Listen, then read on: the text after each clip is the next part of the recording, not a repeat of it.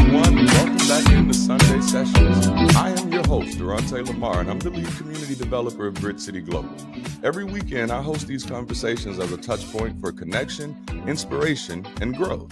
I'm on an audacious mission to launch communities everywhere that gather weekly for real conversations just like these, free from superstition, free from coercion, and grounded in what makes us more human together.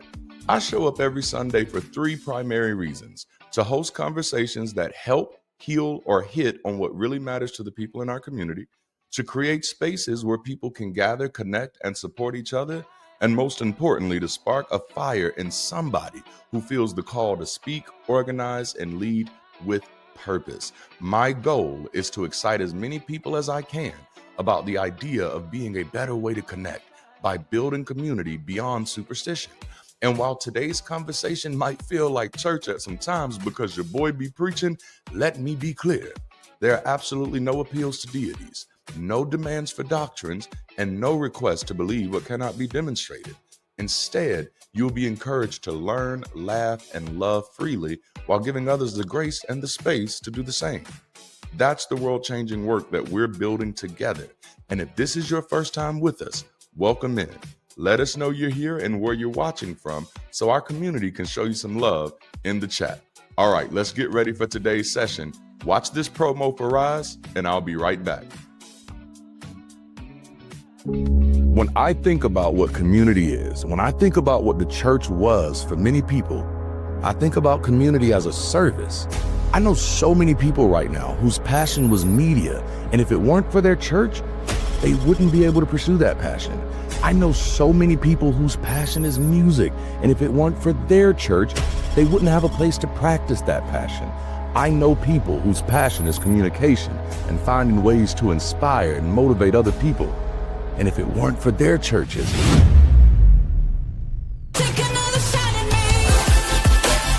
church shouldn't be the only place that meets those needs. It shouldn't be the only place that nurtures our gifts, platforms our voices, and empowers our living.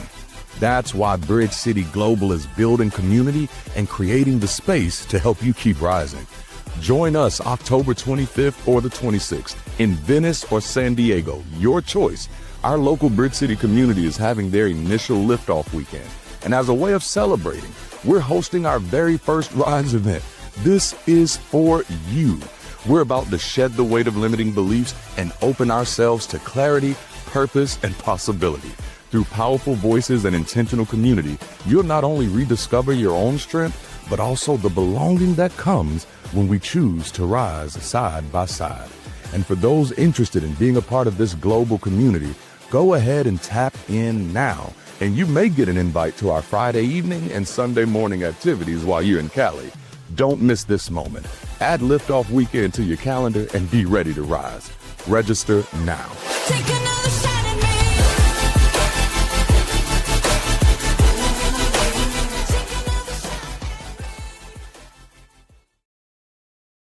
Man, everybody, I hope y'all enjoyed that promo. It's so good to see so many of you already in the chat, man. We got Wilson from Kitale, Kenya. We got Muttley in from the UK.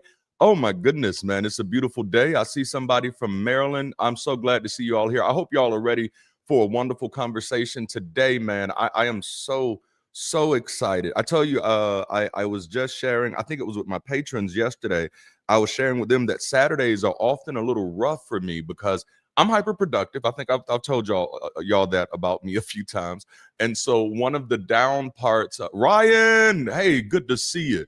One of the downsides of being hyper productive and being hyper analytical is that you always catch how much that's fallen through the cracks. And Saturday is when I can really think about it. And it's just like, but man, I had two beautiful things happen, man. I walked into an email. I woke up to an email this morning from one of our from Ashley on the team in SoCal, and just some really powerful words in the email that she ended the email with, and it's just like, hey, don't forget, we are your team. If you need us, let us know. And I'm just like, oh my goodness, I've been waiting for those words for a real long time. And then I was able to take a little bit more of a break today. It's actually been a good day. I don't know if y'all can tell, I'm a little high energy, and I done had 2 blunts, and I'm still high energy. So like, man, I got 99 problems, and energy ain't one.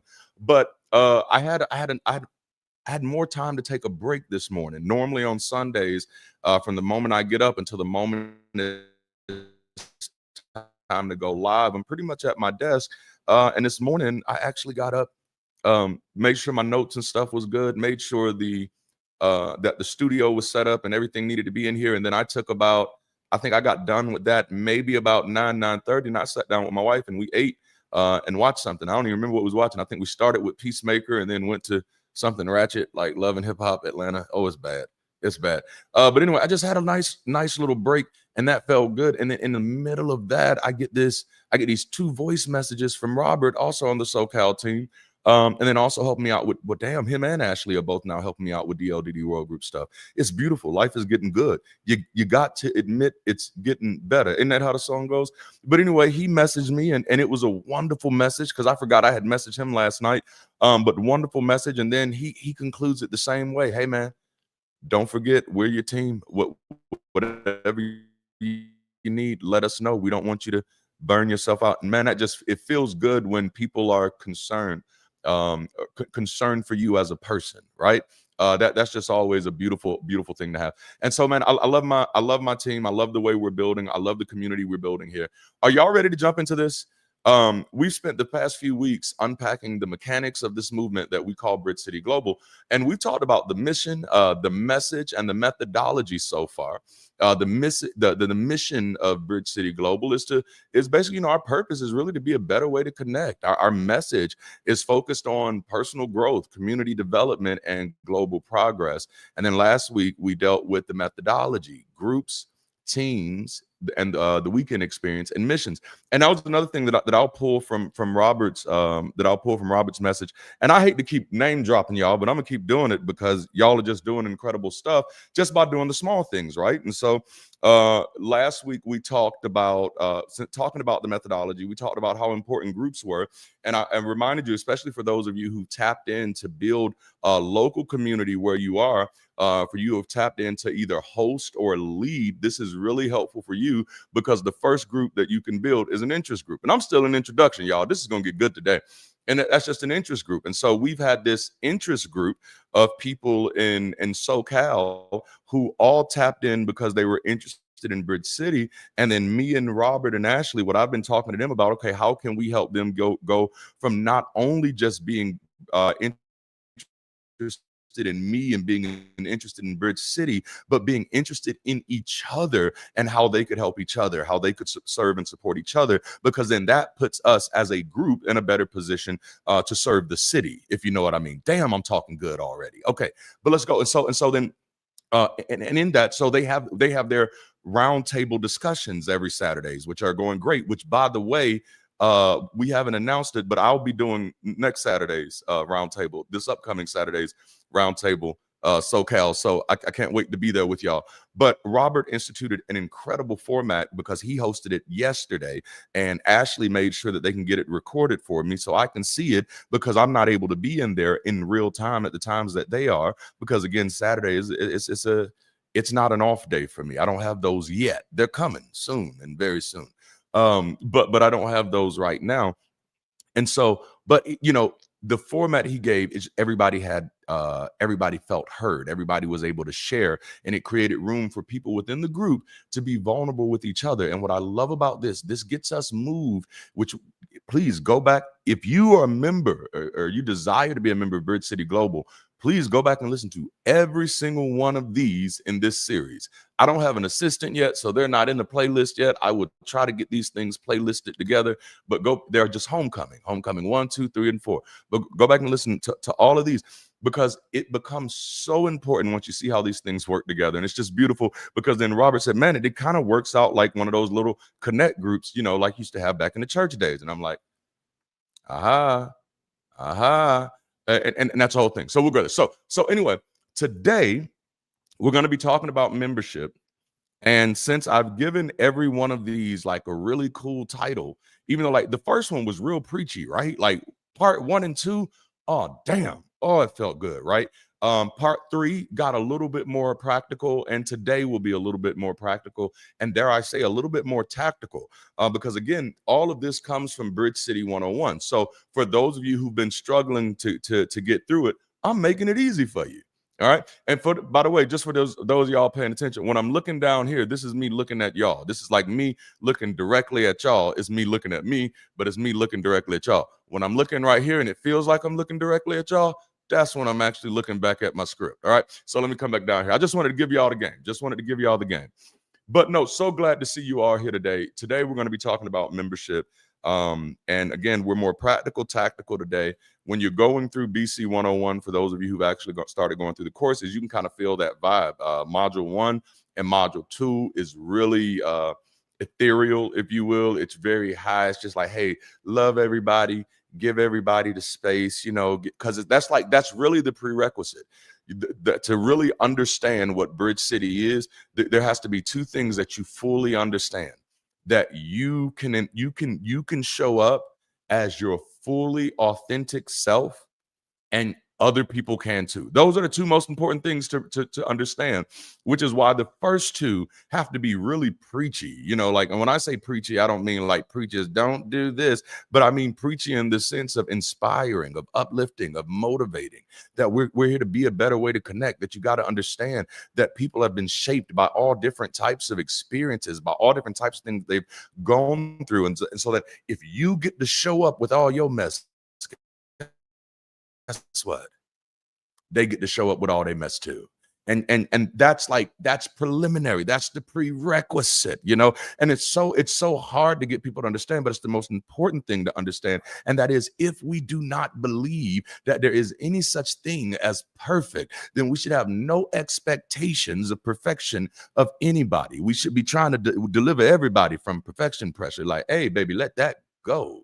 All right. So today we're talking about membership, and as we wrap up this series, which is ultimately the final module of BC 101. And this is like really coming at the perfect time, man, because it's like it's one of those times where the demand really is greater than the support. So membership is more important than ever, right?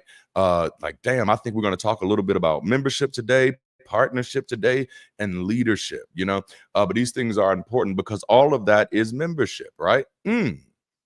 Damn, all of that is membership. Whether I'm a member as a partner, whether I'm a member as a mentor, whether I'm a member as a leader, that all of these are different parts of the ship that I can have some part of. All right, so membership is more important than ever right now. So for everyone interested in Bridge City Global, this is the most important conversation we could be having. If you've ever sat on the sidelines and said, Bridge City Global sounds like my type of job, this is the conversation you need to be on.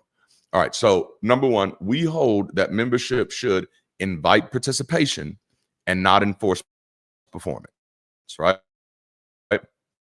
So for us, for me, when I think about membership, which will sometimes for you to deal with me, right? It's going to make it difficult because I'm inviting you to participate, not to perform. So anybody who's getting connected because you want to make me smile, you have a hard time with that, because I'm going to be so busy working. Most times I ain't going to even see you. I'm just going to tell you the truth right now. Tell you the truth. What they say, tell the truth. Shame the devil. My head is so much in the work. We're inviting your participation, not your performance, right? This is good. Your participation, not your performance, right? We're here to honor your growth, not to demand certainty. And we're here to create opportunity, not obligation. And I need, when I say we, y'all hear me and hear me well. When I say we, I'm saying, no, this should kind of be the ethos of where Bridge City is. Like, this should be our ethos. If we have a local campus, if we have something going on in the Discord, this should be our ethos, that we're creating opportunity, not obligation, that we're inviting participation. We're not holding people up to performance standards. No, this is membership. You get to come in and be like you want to be a part of, right? See, this is actually one of the things that started frustrating me about the Discord moderation and just the way Discord kind of attracts things. It oftentimes creates a harassment culture of obligation. I want to say that again.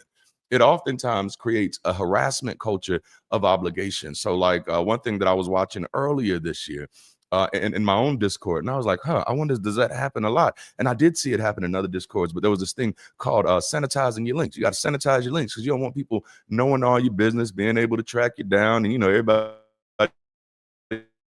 using your information.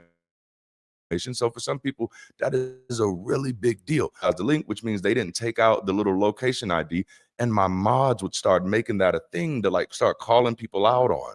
And I'm like, oh, whoa.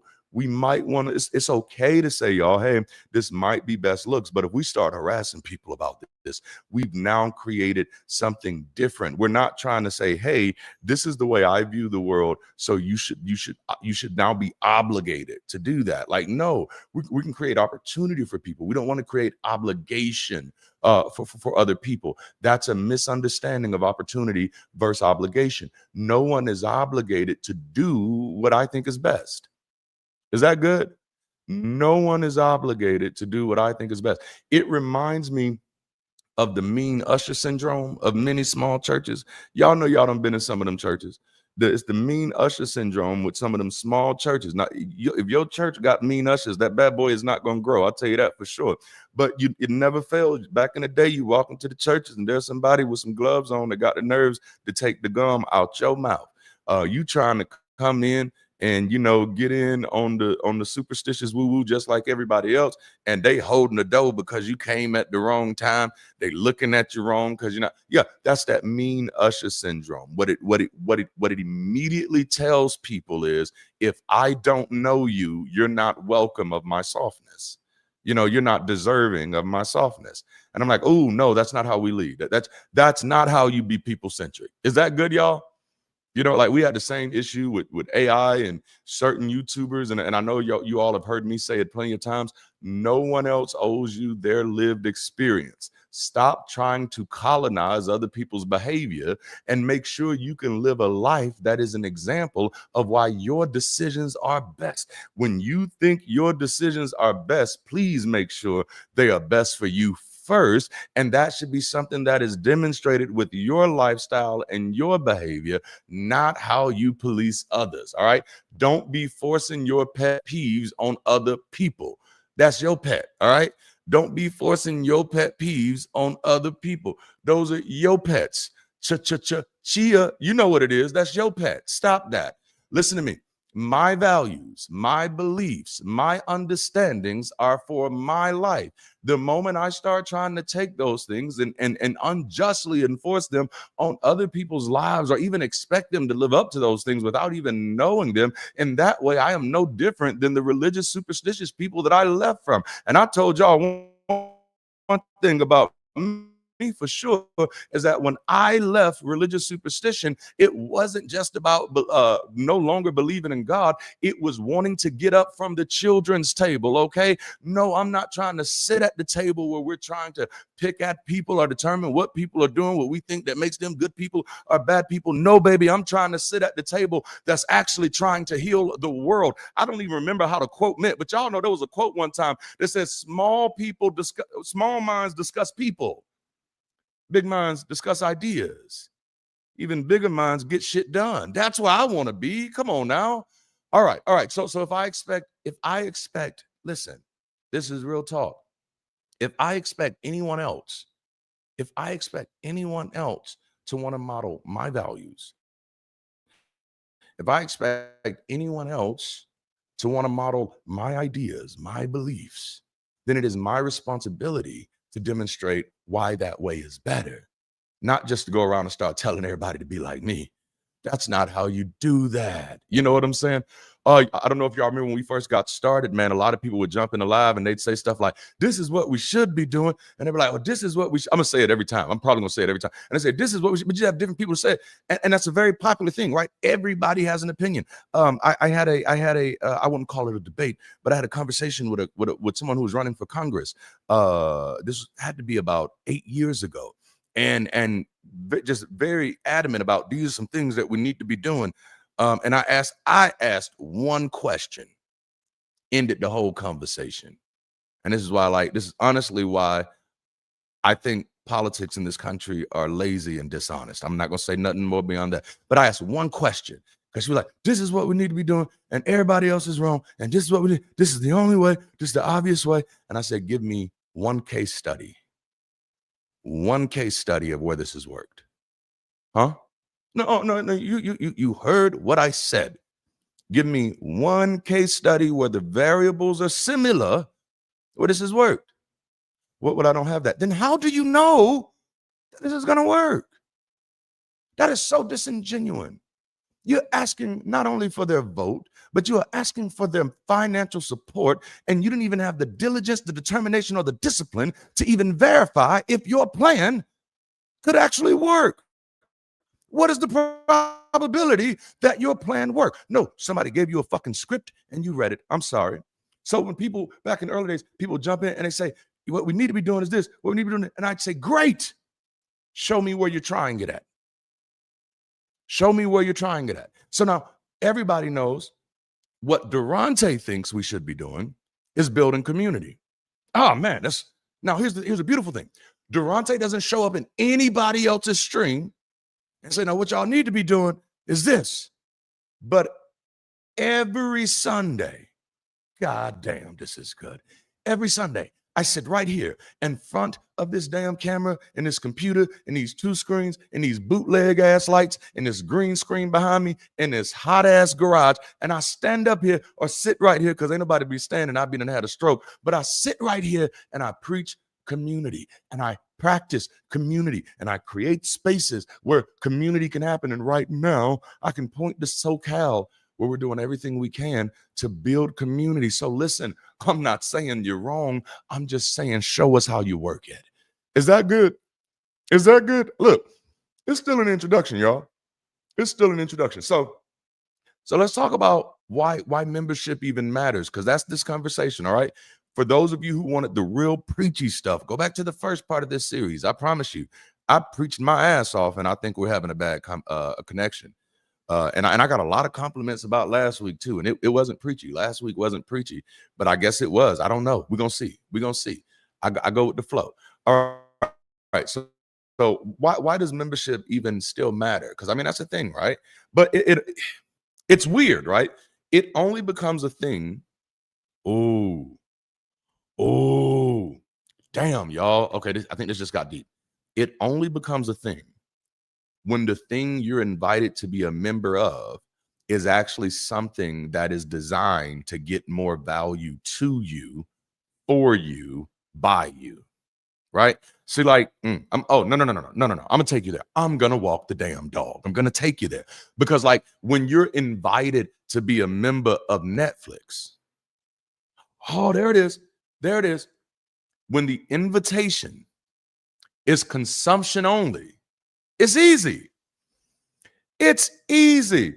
The invitation, I pay you, I eat here. Okay, great. I pay you, I watch here. Okay, great.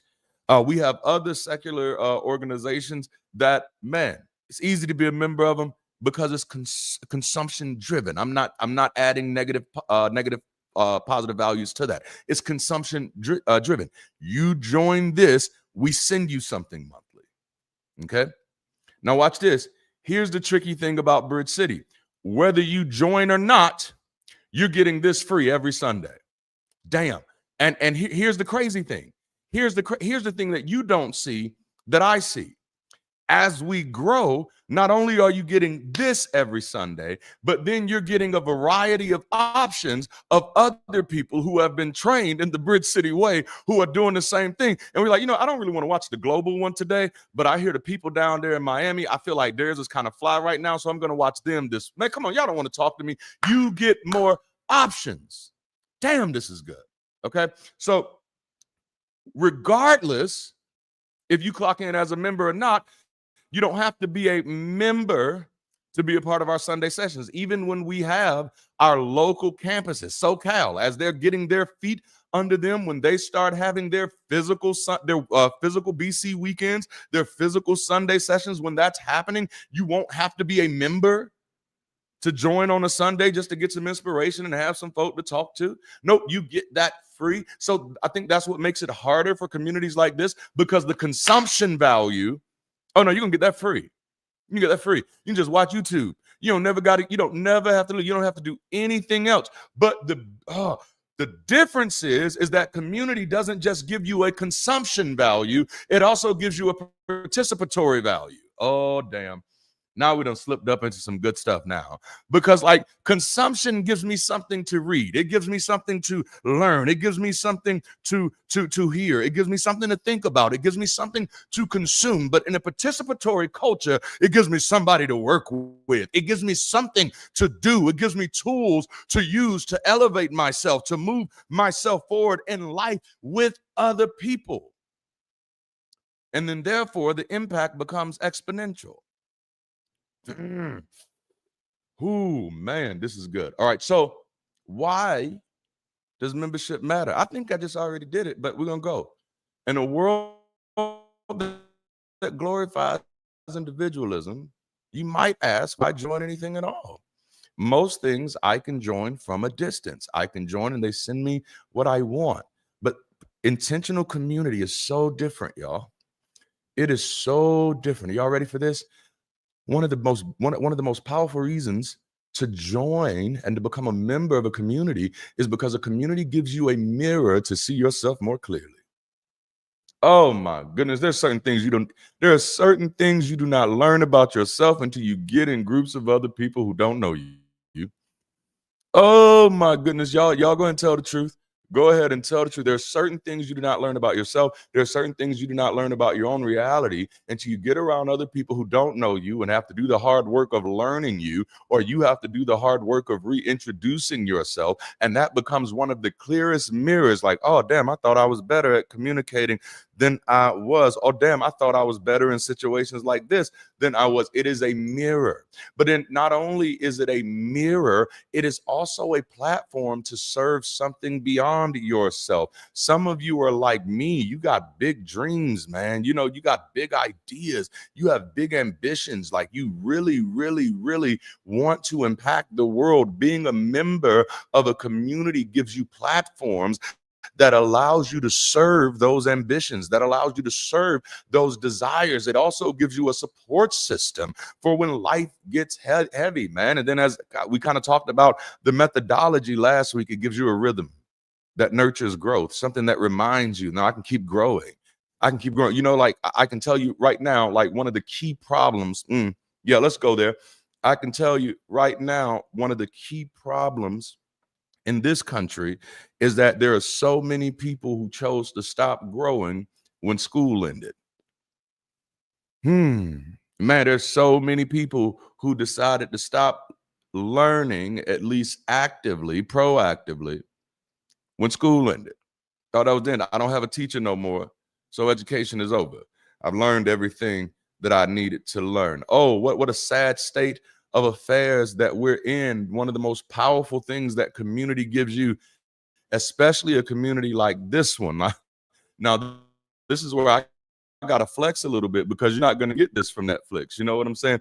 This is where I got to flex a little bit, because you're not going to get this, not even from many of the other secular communities that exist. What's different about Bridge City Global is not only do you get the platform, what's different is that Bridge City Global, you get the platform, you get the support system, and you also get this rhythm that nurtures growth. You get this rhythm that pushes you to learn. You get this rhythm that pushes you further and further in curiosity, looking for clarity, always honoring clarity over certainty. I may not have it figured all out yet, but as long as I can see a little bit better today than I could yesterday, then that means I still can see. Damn it, I feel like I'm preaching right now, but is there anybody else out there who's just grateful that you can see? Like, no, I don't live in that world anymore where I feel like I need to have all the answers. I'm gonna be honest with you, some answers ain't got shit to do with me. I don't even know why people be asking that question. Like, man,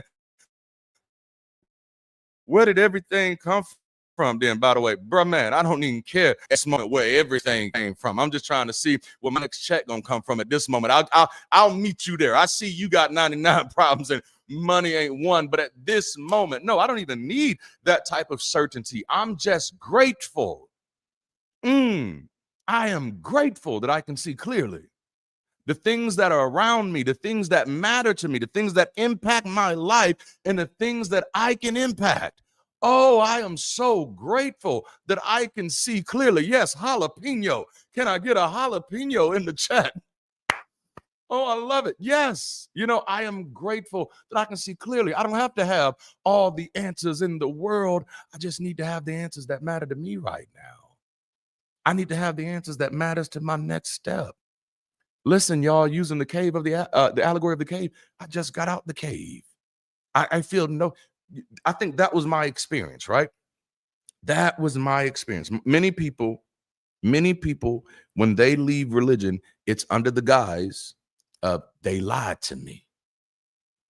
They lied to me. Jalapeno. I like saying it that way too. It feels good. It was like they lied. They've been lying to me this whole time. Mine was a little different, right? Mine was a little different, and I'm not saying that there's anything wrong with having that they lied to me experience. That's a great place to start. Don't get stuck there. Don't get stuck there. I skipped they lied to me because I was a pastor. So I had a greater sense of responsibility and practice. And so it shifted for me, I skipped they lied to me to I believed bullshit. A lot of bullshit. I believed it. And oh shit. I believed it because I was completely separated from how to know. You know what I'm saying? I had gotten so jalapeno. I'm about to kill that. I had gotten so wrapped up in knowing by faith that intuition was replacing intellect. And so in my mind, I hope this is helping somebody. In my mind, if something intuitively felt right, then I knew it. I no longer give myself permission to live there. But that's what faith was doing to me. And I can remember the moment I really checked that. This was right before I completely deconverted. The moment that happened, and it had nothing, watch it. It had nothing to do with religion. I was watching something on the Discovery Channel, and it was called like mermaids or something. And they were introducing this theory called the aquatic ape theory. And man, I was in there. And then they had the picture of the thing come up on the beach, and they go, and it's like, oh shit. And then there's like the government, they keeping it a secret. And I'm like, damn. And it's like this whole conspiracy. And by the end, man, I'm like, damn, there are real mermaids out there. Just that quick. I was a grown ass man. I think I was like 28 years old. Just that quick. And then the only thing that snapped me out of it, I'm the type of person that I watch the credits. And so the credits start rolling. And it was like, scientists played by such and such, military. And I'm like, wait a damn minute. This ain't no damn documentary. At that moment, and I was like, but after that, I felt shame because at Darante, look how quick that happened. Look how quick you saw something. You know what critical thinking is. You know what the scientific method is. You know, as a graphic designer, how easy it is. You know, as a video editor, how easy it is to manipulate footage, to create footage, and you saw something. And just because you liked mermaids ever since Daryl Hannah played in Splash with Tom Hanks, this hit a very special chord in you. And you skipped over all of the ways of knowing to immediately attach saying, oh, this feels so good. This must be true. And it was immediately after that I was like, oh shit, I'm doing that with religion. Right. So I completely skipped they lied to me and went straight to I have a propensity. I have a tendency to believe bullshit, and I need to get that in check real quick. As a matter of fact, like that was a revelation to me. It's like one of those moments where I was like, damn, bro, you literally have been this was me talking to myself. Like I'm talking to the man in the mirror. It's like you have been problematic to your life a lot because you have a tendency to believe bullshit. This is why, oh shit, This is why when people were telling you they love you and you knew that they were robbing you for everything you had, they ain't just to blame. Now, this was me talking to me. They ain't just to blame. It's you. You gotta fix your tendency to believe bullshit. You got to fix that. Otherwise, people going to take advantage of you. Until we have a world where we have some type of omniscient governor, you have to take responsibility for protecting yourself from being taken advantage of. There is no God, and I'm just going to be real honest with you. Humans ain't that good yet. We're not that good yet where I can encourage anybody to just be like, nah, baby, there's certain people you can just trust. No, I don't trust nobody. Let me tell you something. This gonna go a little dark. This gonna go a little dark. It's gonna go a little dark, but it is what it is. Me and my wife was talking about it this morning. One of my favorite shows in the world, when I guess it's when I was in high school or coming out of high school, was Smallville. And I love Smallville because of Michael Rosenbaum's portrayal of Lex Luthor. And there is one scene, because shit, like I don't do villains and heroes the way everybody else does. Everybody great at me. But what I love is there is a scene where Lex has to take his younger self and throw that little motherfucker in the fire. He's like, nope, I'm going to have to kill you, because if I don't kill you, you're going to end up killing me. And me and my wife was talking about that because we both had so many moments in our earlier years that our whole mode of operation with other people was benefit of the doubt, ignore all the red flags, you know? And I said, no, like that's why I had to throw that little motherfucker in the fire to survive. No, he is not there no more. That dude is so gone. Oh, okay, I'm sorry. Yes. You have to, oh man, this is good. Is this good, y'all? So because we're just supposed to be talking about the benefits of the community. I don't know how we got all the way over there, but I hope this is helping somebody. One of the things that you get from our community that you're not going to get from a lot of other places right now, and I'm not just saying that to flex. I mean, I am, but I'm hoping that this flex sparks a whole catalyst of other folks flexing in the same way. All right. But one of the things you get from Bridge City Global is you get a weekly rhythm that nurtures your growth. We talked about it in week 2. What is the message of Bridge City Global? What's the message, man? The message is simple. It is personal growth. That means every week, excuse me, didn't mean to cough in your ear. This one don't have a mute thing up here, so I don't know how to do it. But anyway, the message is personal growth. I mean, every week, we're going to be talking about your personal growth. Where else you going to get that at? Community development, which means every week we're going to be talking about community development. Tell me where else you're going to get that at. Every week we're going to be talking about global progress. Yeah, this is the place where you come to grow, man. This is Bridge City. This is Bridge City. This is where you come to get on the bridge to becoming the best version of yourself. Oh, this is good. This is the rhythm that nurtures growth. That's why we exist. Again, be a better way to connect.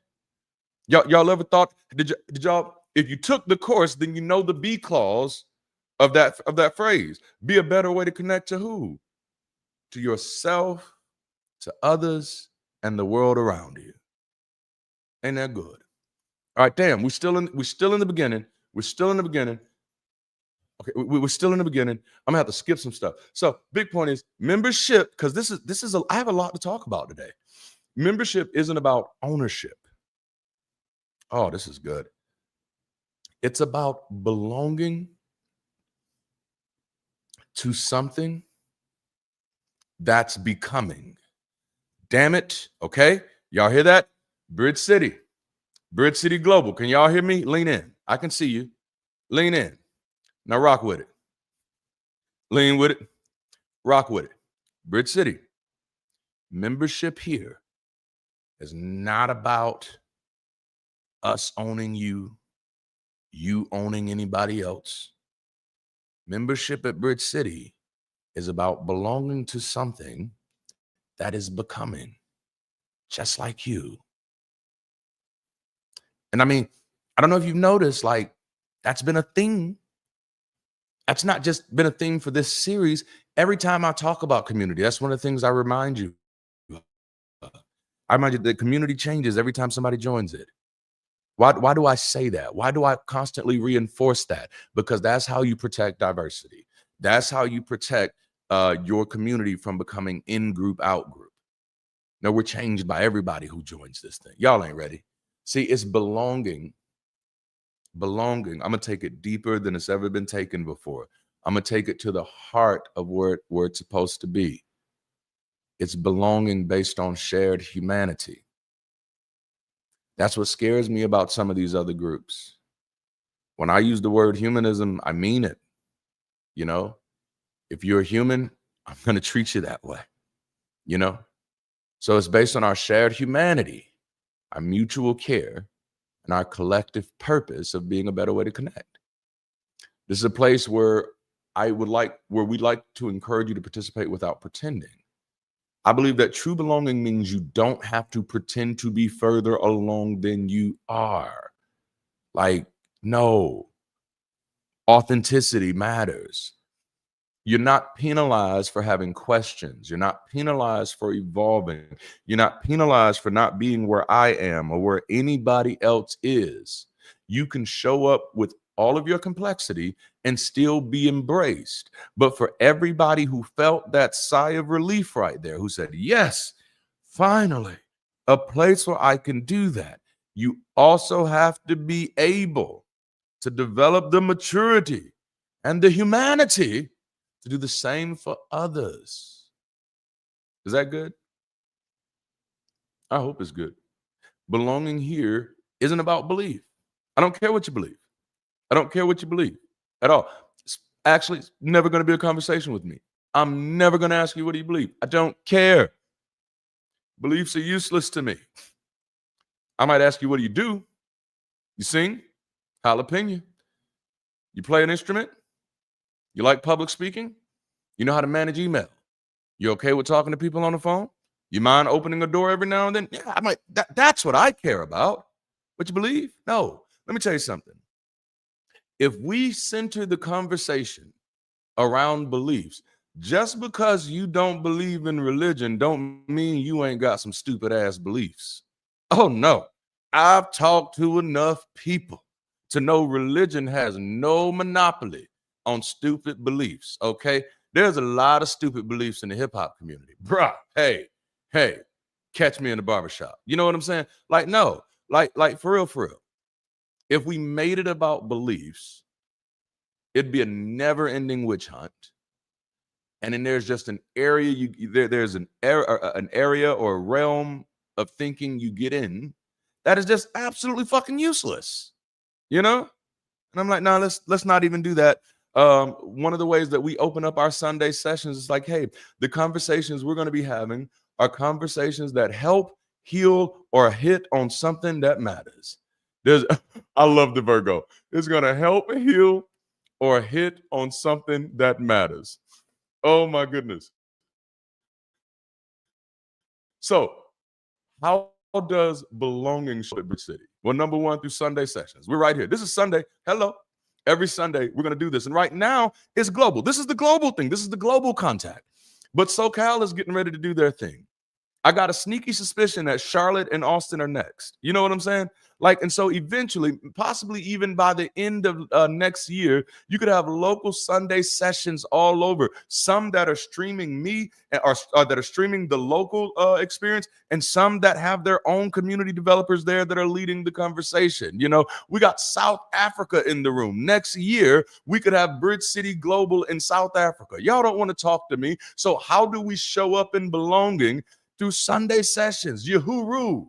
Through Sunday sessions that welcome reflection without pressure, without coercion, without superstition, that offers this weekly rhythm of growth, this weekly rhythm of support, this weekly cultivation of community in groups. Come on now, that's that next step, in groups where your voice matters. Right now, SoCal has their roundtable Saturday discussions. If I can get a team of early financial partners in Bridge City, we're moving to a new platform so we can bring everybody in, because WhatsApp is just not big enough for everybody. It's because we have people in South Africa, we have people in Kenya, we have people in Australia, we have people in the UK, and those people, they don't need to be left out in the mud. We need a way to be able to pulling all of our people together now, because even if there are not a lot of people in their area yet, they could feed off of that energy that's happening in Southern California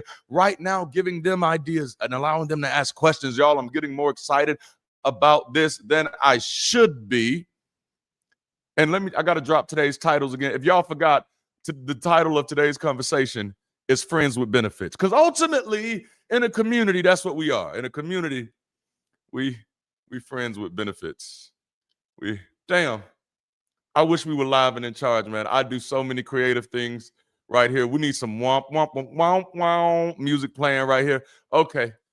So you get in groups where everybody's voices matter. You know, like again, right now, SoCal, they are having their weekly roundtable discussions. And they are learning what it feels like to be friends with benefits. Oh, that feels good. Like they had their weekly roundtable yesterday, and Robert, who's kind of like our ops lead there, he set up this format that created anybody who needs help in a situation. We're gonna get you in the hot seat, and when we put you in the hot seat, we're gonna see how much help is in the room for you. Damn, jalapeno, ain't that good? We're gonna get you in the hot seat, and we're gonna see how much help is in the room for you. Somebody put friends with benefits in the chat, because honestly, I'm gonna be real honest with you. If we're gonna be friends, I'm gonna need some benefits. I don't want no friends without benefits. That was one of the most beneficial moments that I was able to witness. And I got to witness it through a peripheral. I'm listening to it, watching it after the fact, watching people help each other. And this is after everybody's kind of given an update on their own life. And so realizing that for everybody in the room, life is life. And there's not one person in the room who has managed to be exempt from life. Everybody in the room had to go through a childhood. None of us escaped that childhood without scars. Everybody in the room is fighting the same type of life that you're fighting, but somehow finding a way to push past their own issues and give you some benefits from themselves. That's community. Friends with benefits. I ain't got a lot to give you right now, but I can pull from my experience and share it with your experience. I don't have a lot to give you right now, but if you're falling and you're near me, I can lift you up a little bit. Friends with benefits. If we're going to be friends, we need to benefit each other. Damn, this is good, y'all. This is good. Reciprocity. Yes. Oh, damn. Now I wish we had the Chicago. I would have had the stage dressed up like Chicago today, and I'd have Queen Latifah singing "When You're Good to Mama, Mama Good to You." Okay. Hey, this is jalapeno. This is good. This is good. So you get that, man. You get that. Not friends with Benedict. Oh, that's hilarious. You get that. You know, that's what community gives you. You get this weekly rhythm of learning. You get these weekly opportunities to work and support groups. And then as we grow, you get teams where everyone contributes from their strengths. In moments of support, celebration, grief, and growth, all this shared with people who care. Let me tell you something. As somebody who grew up dealing with poverty for the majority of my life, this is real talk, y'all. Like when I was preaching, I was homeless. When I got into ministry, I was homeless. Like the first thing my mom did after I committed myself to the Lord was kick my ass out the next morning. You know, like I got started like Jesus and Paul, okay?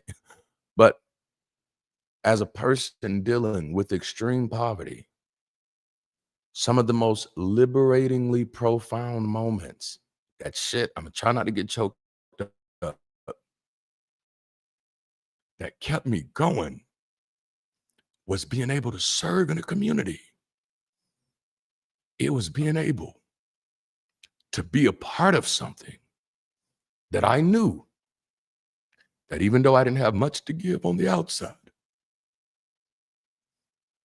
I could come in, I could sing, I could say something, I could be on the dance team. There were so many things that I could do to be valuable beyond my financial contribution. I push community because that's what we're robbing people of when we're not building it.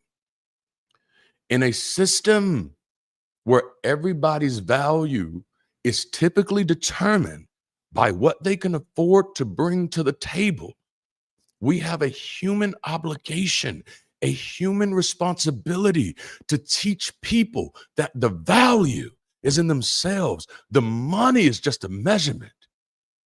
The value is you. That's what community does. You know? Damn it. I didn't mean to cry on y'all. Y'all got my wife in here holding my hand and shit.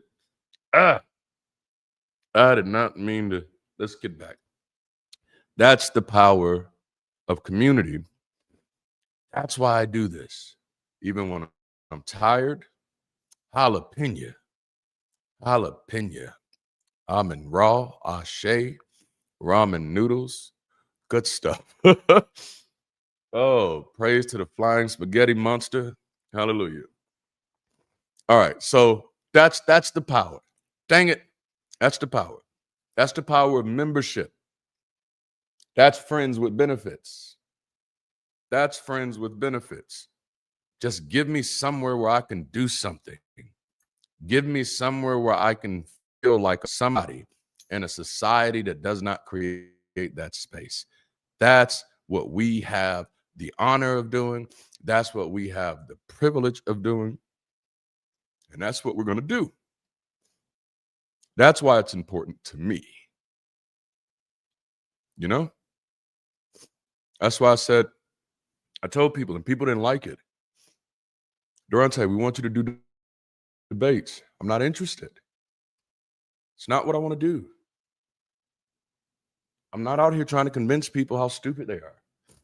I mean, that is fun sometimes. Don't get me wrong. I got a petty side too. It's not what I'm trying to do. I'm concerned about the people who have nowhere to go. I'm concerned about the people who want to build something better. I'm concerned for the people who want to do great things. I get that the world is in a fucked up place right now. Oh my goodness. But I think I also get that this place has always been kind of fucked up. And the best thing for us to do is not to just stand on the sidelines and say there is a storm coming that is going to destroy all of us. Instead of being the prophet of doom, we could be the apostles of reconstruction. Build the fucking boat that's going to save lives. And that's what I commit to every Sunday. Let's go. So, support without strings. You get support at Bridge City, which means you get access to whatever we have right now. Real conversations where you're heard. Nobody's here trying to fix you. That's one thing that I'll get on our mods about every chance I get. Like, no, please don't police people. Don't try to fix people. That's hear them, redirect them when you need to. You know, we want to create opportunities for people to rest, to reflect, and to receive, not always just to participate. You know, your membership means that you remain the authority over your own life. That's something that means the world to me. I have a video that's coming out. I think I'll probably do it this week, but it's about teaching people how to recognize cult attachment syndrome within themselves. It's, a lot of people have been so used to giving their authority away that it's the most comfortable position for them to outsource their own authority. And I'm like, no, one thing that I really want Bridge City to get really good at, what I want our celebrants, our communicators, and our coordinators to get foundationally good at, is helping people remain the authority of their own lives. you know. That's why there's no forced affirmations. There's no manipulation masked as mentorship. There's no pressure to adopt a group identity. You can explore, contribute, you can question, you can pause, you can return at your pace, in your way. We don't own your path. We walk it with you. Someone asked, if I become a member of Bridge City Global, what if I don't want to come to Sunday session? Then don't come. Trust me, I got way too many things to be doing in my life to be hawking people down for not being here. And like, that's just, if you've been around these parts long enough, you realize that's just not even a part of the culture.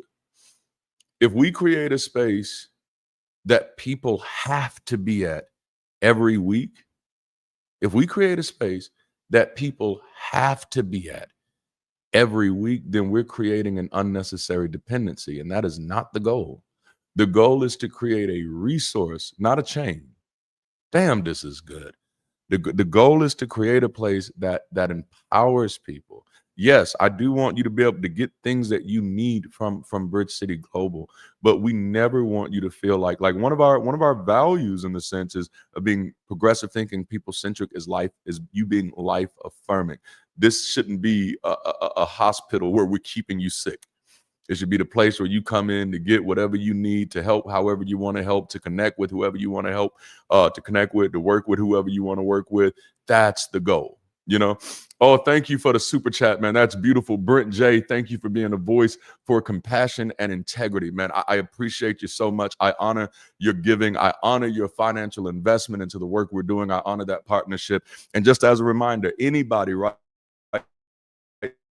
now who wants to give, super chats are always an easy way to give into this work. You can also give through PayPal, CashApp, Venmo, or you can shop through Windows Shop. You have some options. We've tried to make it easy for you because I'll be honest with you, it's a lot of work, y'all. It's a lot of work. Thank you, Brent J. I appreciate you. All right. So you're not just welcome, you're needed. We don't just say there's room for you. We mean there's room for your creativity, room for your contradictions. There's room for your skills. There's room for your silence. There's room for your questionings. There's room for your becoming. But in that room, oh man, there's tension. Within that room, there's friction. Within that room, you have that room with others. And that's going to be the growth because, here it is. I think I said this last week. The tension is going to come in remembering that as a community, we're building ecosystems, not echo chambers. So there will be things in the community that don't work well with you close to you. And all you got to do is remember that's okay. It needs to be in the system. It don't need to be near me. I think I talked about that in the last series we talked about, where you got to consider community is like a buffet. There are a lot of things on the menu, but everything that's on the menu doesn't have to be on your plate. Now, it does need to be on somebody's plate, but it does not have to be on your plate. We do have to learn how to think ecosystems over echo chambers. You know, so Bridge City is built by the presence and participation of people like you. Bridge City doesn't exist just because I say it exists. And that's something that I always have to remind people of. Because they're like, oh, what is Bridge City going to do about this? Well, as of now, not a damn thing, because it's just me, you know? No, Bridge City doesn't exist just because I say it exists, right? It exists because people who identify with the mission and the values and the purpose, who identify with the methodology, those people begin to identify with that, begin to operate in the methodology and the mechanics. That's when Bridge City exists. When people say, yes, I'm going to be a better way to connect for other people, that's when Bridge City exists. When people come together and say, yep, we're going to create a local community that focuses on groups, teams, the weekend experience, and missions, that's when Bridge City exists. And as that Bridge City exists, you can say, okay, so what is Bridge City doing? Like right now, because Bridge City SoCal exist because they're becoming. Isn't that beautiful? Because Bridge City SoCal is becoming. If you ask me, like, what are some things that they're doing? I can say, well, right as of now, they've already met up one time for dinner, and I got the pictures for the proof. You know, your boy is gonna get the social proof, right? I got the pictures for the proof. They've met up for dinner at least one time. They meet weekly doing roundtable discussions where they all get to share something or operate in a different way, share some information. Again, SoCal, I'll be doing this Saturday's roundtable. I'm going to be looking forward to seeing you all there. But then I can also say, hey, they're going to be going hiking. They're going to be going hiking soon. I saw that. And then I can also say, yep, they're planning, they're doing a volunteer list right now. That's in the WhatsApp. See, they're doing all of those things because they exist. They're being. All right. So membership doesn't require you to lose yourself, but it does invite you to use yourself in ways that matter to you and move others forward. Okay. Damn, that's good. So you shape the movement. When we're dealing with community, y'all say it, friends with benefits. When we're dealing with community, you shape the movement just as much as it shapes you, because it should be a mutual relationship. This community is getting something from me, and I am getting something from this community. This community is being made in the image of me, and I am being made in the image of this community. This is a mutually beneficial relationship. And the moment it stops being mutually beneficial, it's running the risk of becoming parasitic. I hope this is good. I hope this is good. You know, I told a lot of people, like, my issues with mega churches are not other people's issues with mega churches. Like, some people issues with mega churches, I'd be like, oh, that's a weird one. Because, like, some people be like, tax the churches. That's something I don't really care about, right? What I would prefer, hold churches accountable for fraudulent claims. That to me, I think there's a lot of damage that happens in fraud. I think any pastor who tells somebody they're going to be cursed if they don't give to their church, I think that they need to be held liable for fraud. I think any evangelist that tells people that they're going to be healed if they make it to their event, they need to be held liable for fraud. You know, but when I think about some of the biggest issues in the mega church culture, is the parasitic relationship it becomes, where you get a person at the top, much like myself, who ends up getting all of the benefits of the community. And because much of the secular community is so fucking shallow in its critique of the church, that all they look at is the money. And I'm like, see, bruh, that's small. And it's actually a red fucking herring, because in most cases, the mega church pastor is not getting his fucking money from the church. You can't get enough poor people in the room to make that happen. Y'all are living off some stupid ass math. I don't know what the fuck y'all thinking. No, that's not where his money's coming from, or her money in the case of people like Paula White. It's them damn books, okay? It's them damn speaking tours, all right? So that's not where the parasitic relationship is coming from. The parasitic relationship comes in when everything that made that happened is nothing unique about the pastor themselves. Everything that made that happen is the collective effervescence of that community. Everything that makes that happen is the sociological effect of the community, but there's only one person in the whole community who gets to benefit from it. That's parasitic, all right? So no, I don't care about his jet if he bought it with his own money. I don't care about his fucking house. I've never been a pocket watcher. What I care about is, how did this make you great and none of your members got book deals? Oh, y'all don't want to talk to me. Y'all, no. How do you have exceptional insurance and nobody in your community does? No, see, y'all don't. No, because everything you have was made possible by that community, not the other way around. That's parasitic to me. Pastors get access to some of the best medical care. Pastors get access to some of the best legal care. Pastors get access to some of the best publishing support and administrative assistant access, and do not share any of it with the community who's paying for it. That's where we need to be talking about. That's where the parasitic relationship is happening. because it's the community's making it possible. Bishop Jakes is good, but he's not that good. It's the 15,000 people that met him in Dallas that makes his name relevant, And it would be, I'm sorry, I'm gonna stop critiquing other people. I don't like talking about people. I'm sorry. I'm coming back. That's right. That shit should have been lifting all the boats, man. It should have been lifted all the boats. I'm tired. Okay, I'm sorry. I'm back. I did not mean to take that rabbit trail. I did not mean. I'm back. Whether you're a newcomer, excuse me, a newcomer, an explorer, or a contributor, someone rediscovering your voice, you are part of the story. You're part of the rhythm. You're part of the legacy. If you say you don't, here it is. Here, you don't get to say, I'm new here, so I don't matter. Here, you don't get to say, well, I'm old here, I don't matter. If you're here, you are part of the story, you are part of the rhythm, and you are part of the legacy.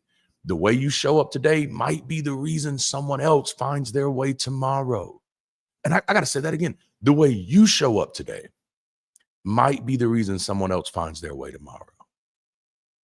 There's this personality paralysis that I'm trying to kick most of y'all out of. Most of y'all think that the power of this community is me, and it's not. When people hear me talking about this mission and this vision and the values, and they think about, people from all over the globe, they're not thinking of thousands of me's. They're thinking about you. They're thinking about all of the possible yous, all of the potential yous that exist out there. And the more you step up and shine your light, and you're about to start seeing a lot of light, the more other people say, oh, it's a safe space for me. I can finally be. The whole goal is to offer real support for real life without religious language or judgment, So whether those are groups or peer support, conversations led by trained, empathetic people who are well-versed on mental wellness, resilience, and secular encouragement, whether it's ceremonies and life events. See, this is some of the stuff. I'm too busy now, but we have members who are getting married. We have members who have memorials. We have members who are doing their baby namings. There are traditions and rituals that people still have, that people still adhere to, that they want secular support for. I have members that are getting married, and I'm available to marry them, but they don't even know it because we can't work on that part yet. Damn it. And we're trying to train up others to be able to do the same things. I have a background for the 10 years that I was hiding. I had a background of helping people craft new rituals for themselves, and those are things that we get to do as a community. We get to provide coaching and conversation. I mean, life coaching, identity exploration, deconstruction guidance from people who walked the path, not just studied it. We get to create digital support spaces. But mind you, these spaces don't exist just because I say they exist. They exist because somebody hears that and says, oh yeah, that's my spot right there. That's what I want to do right there. Y'all remember that scene in, I don't know if y'all seen Life. We have a very, very diverse audience, So y'all don't know if y'all gonna hear me mention Euro Trip, Scotty Doesn't Know, or in this case, Life. This was one of my favorite movies by Martin Lawrence and Eddie Murphy.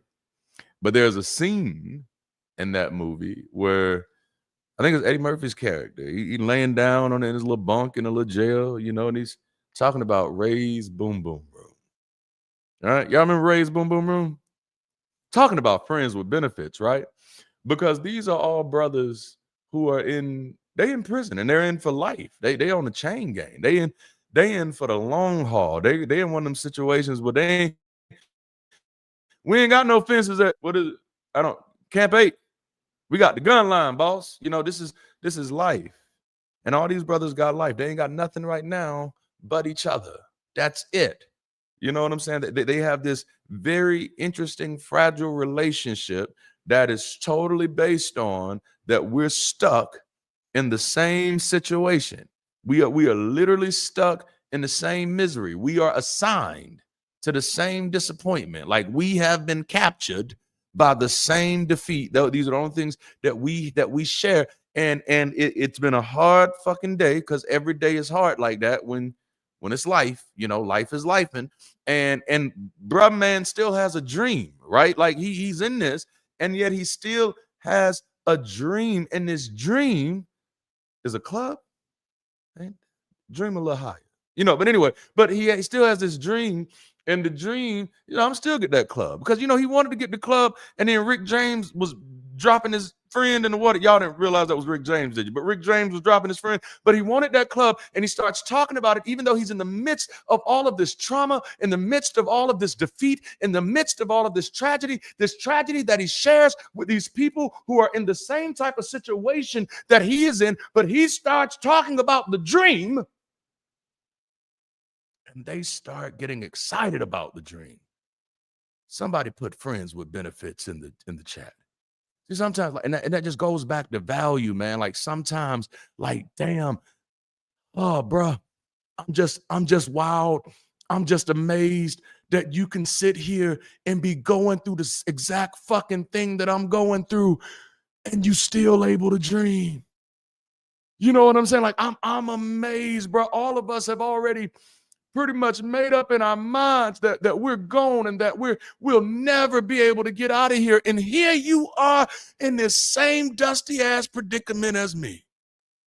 And you got the audacity to be dreaming about some raised boom boom room. But this is where it gets good. When he starts describing it, damn, I should have downloaded this so I could have had this played at the moment. When he starts describing it, they start seeing themselves in it. We got to have the blackjack. We got to have this. You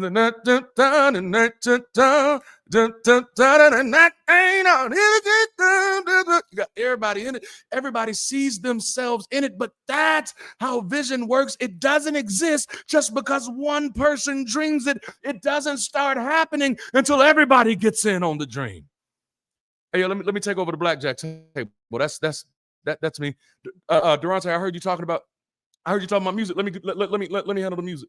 I'm gonna handle that. That's how it happens. Friends with benefits. Friends with benefits. I unpack that so much more. Damn, that is better than the Joseph story and the Jesus story combined.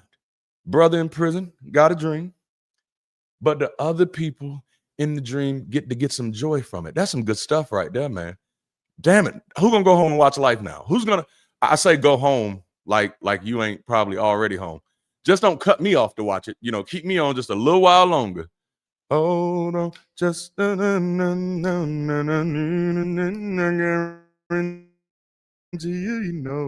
you got me to sing. Okay, let's get back to this. Let's get back, because I still got a lot to get through. Okay, I got a lot to get through. So the biggest point is, like, we're creating secular systems that provide it. But it doesn't exist just because I say it. It starts existing. It starts existing when you start seeing yourself in it. So our support isn't about conversion, confession, or compliance. It's about connection. I love that so much, because that's something you have to shift to, right? No, it's not conversion. We're not again, please don't ask people what they believe. If you ever at a Bridge City campus, don't be at the door. Hey, what do you believe? If you believe in something stupid, you can't be here. I'm telling you, man, it's really hard to draw the lines on what's exactly stupid to believe in. There are some things that are obviously stupid to believe in, all right? So unicorns and Jesus, I think, are pretty high up on that list. They're like obviously stupid. That's just me. Now, I'm not saying you're an obviously stupid person if you believe in unicorns or Jesus. I am not saying that. I'm just saying, for me, I think those are the things that are like, that's like obviously stupid not to believe in. And I think I have the right to say that, because two of those things I believed in. Well, actually, two of those things I believed in. It's one of those things I believed in a lot longer than I should have, and it's not the unicorns. By the way, unicorns are real. They're called rhinoceroses. Bam, bars. See unicorns. Damn it, I can't remember. Swordfish. Bam. More bars. There's another one. I can't remember what it is, but it's some Facebook meme. All right, I'm back. I'm back. So see, this is what happens when you get me live. When you get me live, I can't stop the neurospicy. So like you'd hate to see narwhals. There it is. Yep. Thank you. Thank you. I'm talking about swordfish. You'd really hate to see what my pre-recorded videos look like before they get edited. Maybe you wouldn't hate to see it, but like it's neurospicy, man. It's gonna happen. It's gonna happen. Oh, it's scratching like Tyrone Biggums. Oh man, Neuro Picante jalapeno. Oh yes. Okay. So one of the goals of Brit City is to offer resources to help you not just leave old systems, but to build a better life beyond them. You know, whether it's materials on navigating grief, finances, parenting, identity, relationship, and ethics, all from a non-religious perspective. As a matter of fact, them bloopers. I gotta get them bloopers out there. As a matter of fact, like that's been a big conversation with me and Robert. Is like we're definitely going to start leaning into some more financial conversations because I noticed that it's a reoccurring issue for a lot of people, and so that's what community is. Community says if we see something that is impacting a majority of our members, if we have an ability to speak to it, if we have an ability to provide resources for it, if we have an ability to provide training, workshops, seminars that we can make available to our members, that's the role of community. That's our obligation, because that's what we exist for. Like, I'm gonna get y'all excited about this thing one way or another, man, because I'm telling you, like, communities is where it all happens at. All right. That's why these community conversations are so important. These are weekly reflections that replace dogma with dialogue, exploring values, boundaries, purpose, and personal growth. You know, that was the one thing that I hated about church. Like people, you saw me and said I was doing well while you saw my life falling apart. But just because I'm doing what you think I should be doing for Jesus, or just because you see me doing what you think I should be doing for the church, all of a sudden my humanity no longer matters. It don't matter that my whole life is falling apart. It doesn't matter that I can barely afford to pay my bills. None of that matters. And that's something that we can rectify and say that no, you matter. You know, I had somebody working for me one time, and I realized they were going through a real hard time, and I was like, hey, stop. No, you don't need to do any of this. This is going to be here for you. I am not mad at you, but you got way too much going on. And you need to be able to take care of yourself. You have to. Like, we are not doing you any favors by demanding your participation and your performance and your cooperation when your life is falling apart. We as a community should care and be trying to look for ways to support and to sustain and say, what can we do to help those people get to that next place so we're not taking advantage of people, man? Because I'm going to tell you something. Some people, you give an inch, they'll take a mile. And so that's something that I always try to be mindful of, because I don't want to be 5 years into a relationship with anybody. And they're like, you just took the best years of my life and I volunteered. I'm like, no, don't do that to yourself.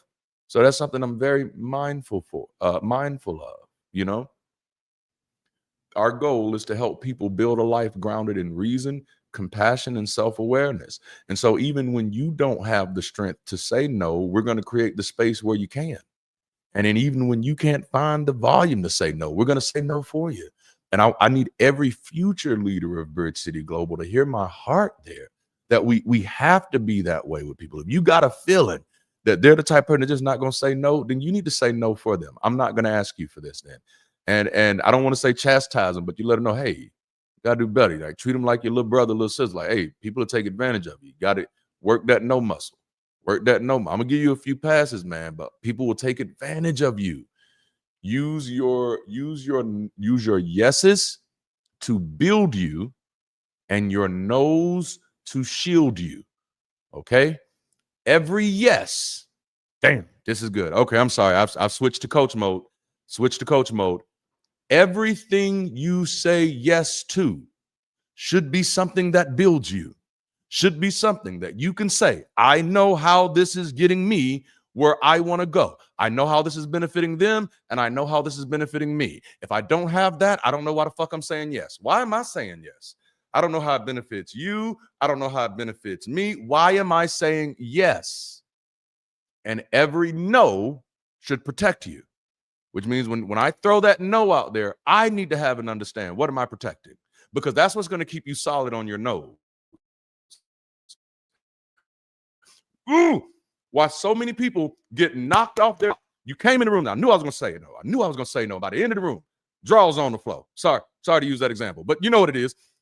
Why did it happen? You knew your no. You didn't know why.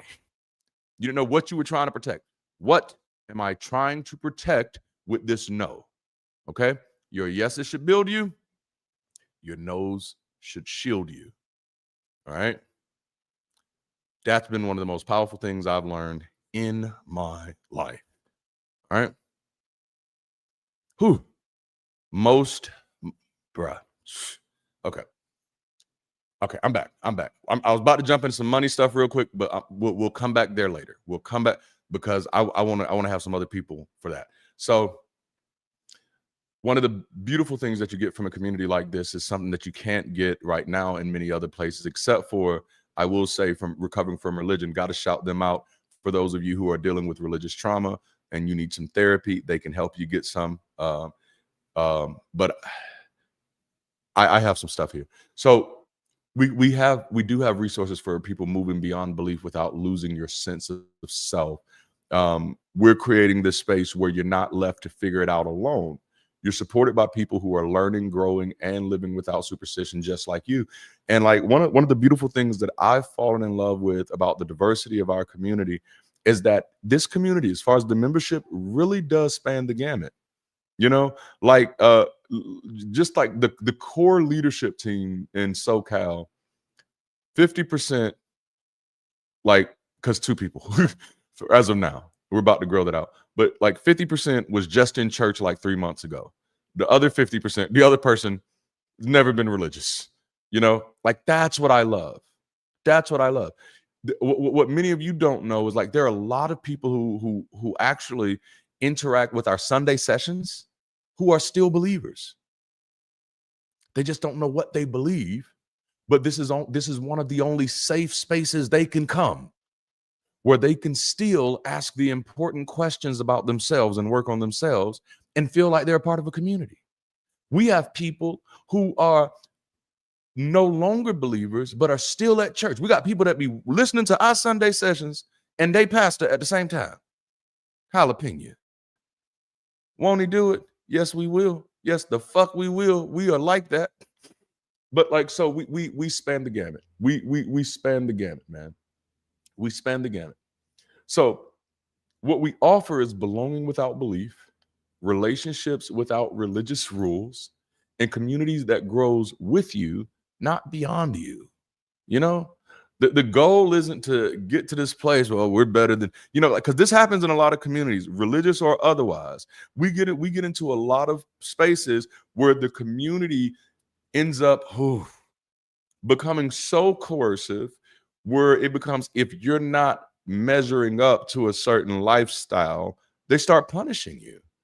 I've seen this in weight loss communities. I've seen, almost all of the dietary communities.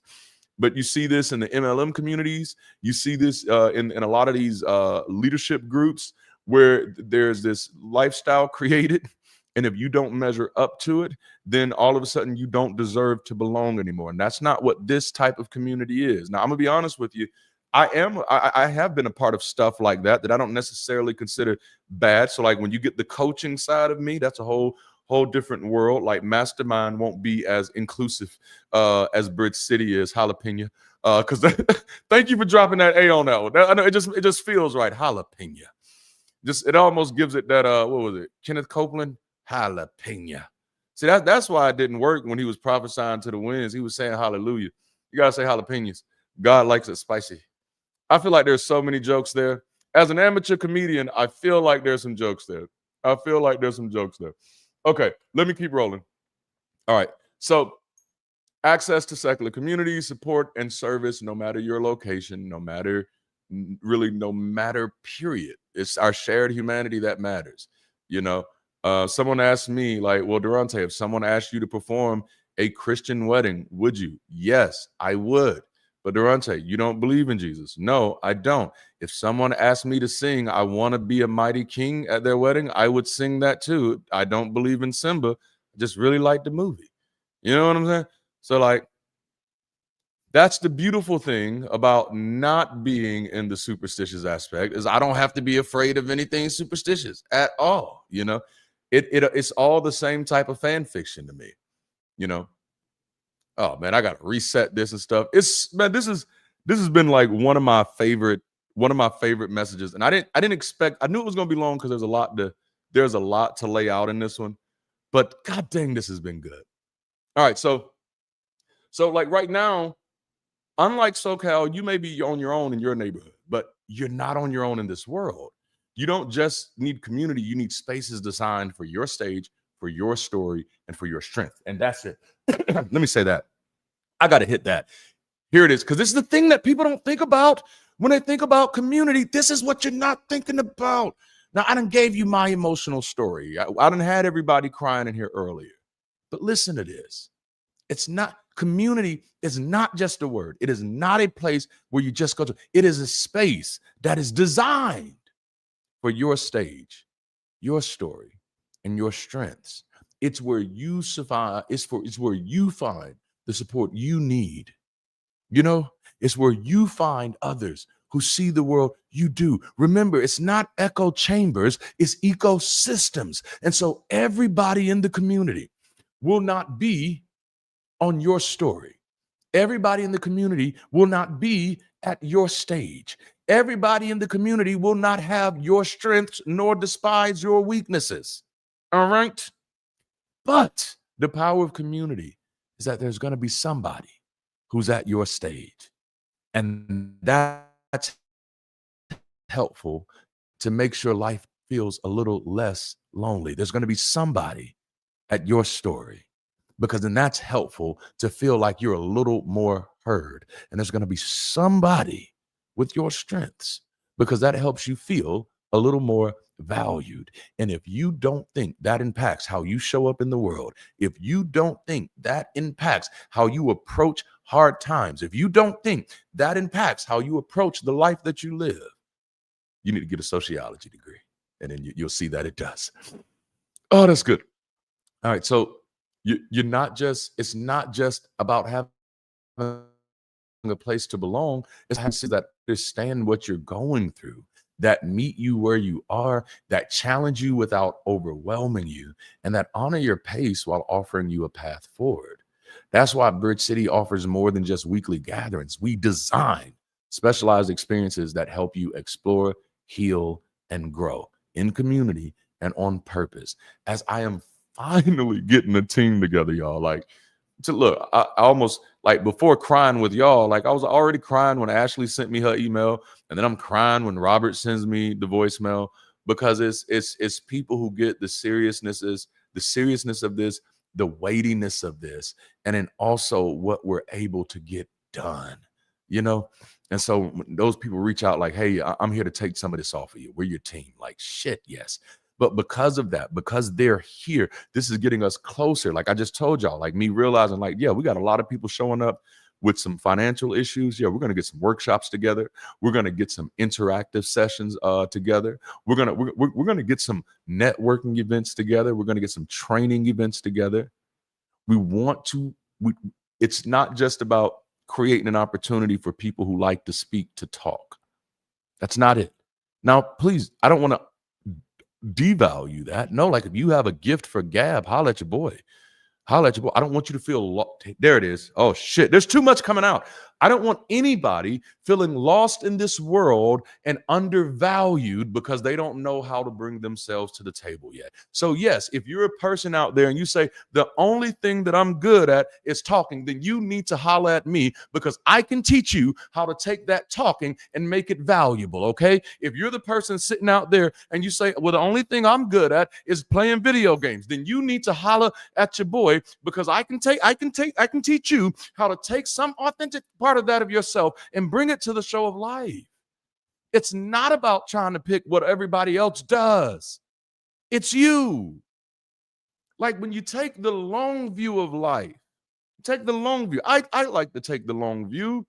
You go back 150,000 years ago in humanity, there was only two job possibilities: hunter, a gatherer, jalapeno.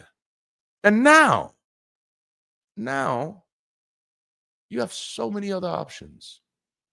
Stop discounting yourself, please. Because I'm gonna tell you something. Oh shit. Leadership lesson. If you're discounting yourself, you are likely overworking others. If you are discounting yourself, you are likely overworking others. Because what I understand, people who treat themselves as small tend to treat everything as small. You never know how much something is until you start having to deal with the small parts. Like right now, my blood pressure would probably decrease by 20 to 50 points if I had people handling the small parts. You know? Yeah. So my point is like, you don't let the world define what you said. Well, the only thing I can do is talking. Hey, we need people who talk. Oh, like, listen, we need people talk. I will write the scripts for you. I mean, don't take me up on that. I'm busy as fuck. But you know what I'm saying? All right, I'm back. There are things we're going to be doing. Like right now, I am trying to find a way, depending on how October goes. But if October goes the way I think that it might go, and then April might go the way, then I have to plan a retreat for my SoCal team. Like I have to spend some real time with them, you know? But that's stuff that we're going to be doing for leaders. That's stuff we're going to be doing for different themes. That's stuff we're going to be doing for different events. We are just at the beginning, okay? Oh, whew. We're at the beginning. We're going to be doing, I've already talked about the weddings, dedications, memorials, affirmations that reflect your value, designed by secular humanists, non-believers, and progressive thinkers. We are building that world. We are building that world where if there are things you want to learn about, we're building those courses, multi-week learning journeys that help you build confidence in how you live, how you lead, and how you connect, free from superstition. Listen, to me, it ain't enough about what you left. I want to know about what you're rising into. It's not enough about what you let go. I want to know about what you're rising into. I don't give a damn about what you believe or don't believe anymore. I want to know what you want to become, and I want our community to be able to help you become it, unless it's a mass, murderer or something like that. We don't want to help that, okay? But other than that, we want to help you. You know. These experiences matter, man, because healing, growth, and empowerment, they aren't automatic. This is one of the biggest issues. There are a lot of people who think they have grown because they are grown. And I'm like, no, you got older. You got older, but you haven't grown, because growth is not automatic. Empowerment is not automatic. Watch this. Some of y'all keep finding out the hard way that healing is not automatic. Like, yeah, you moved on. It's been a long time, but then something pops up and all of a sudden you realize, oh shit, no, because it's not automatic. They say time heals all wounds. Time don't heal. That's not how that shit works. You know what I'm saying? And people's like, you can't help who you fall in love with. You should probably stop falling so damn much. That's not a good thing. Okay. You got to watch these words. I ain't trying to say words have power or anything, but I am trying to say your words are revealing at how you approach things. You know how many relationships I've had to counsel people through, and you could definitely realize that the whole relationship was 100% convenience. There's no intention in this at all. You just happened to look at me one day and my dick got hard and I said, hey, I'll give it a try. And it's like, oh, okay. Decided to build a family around that, huh? Let's see how that works. And don't get me wrong, random shit works sometimes. It does. All right. There's been a few times where some hood rat shit has gone right.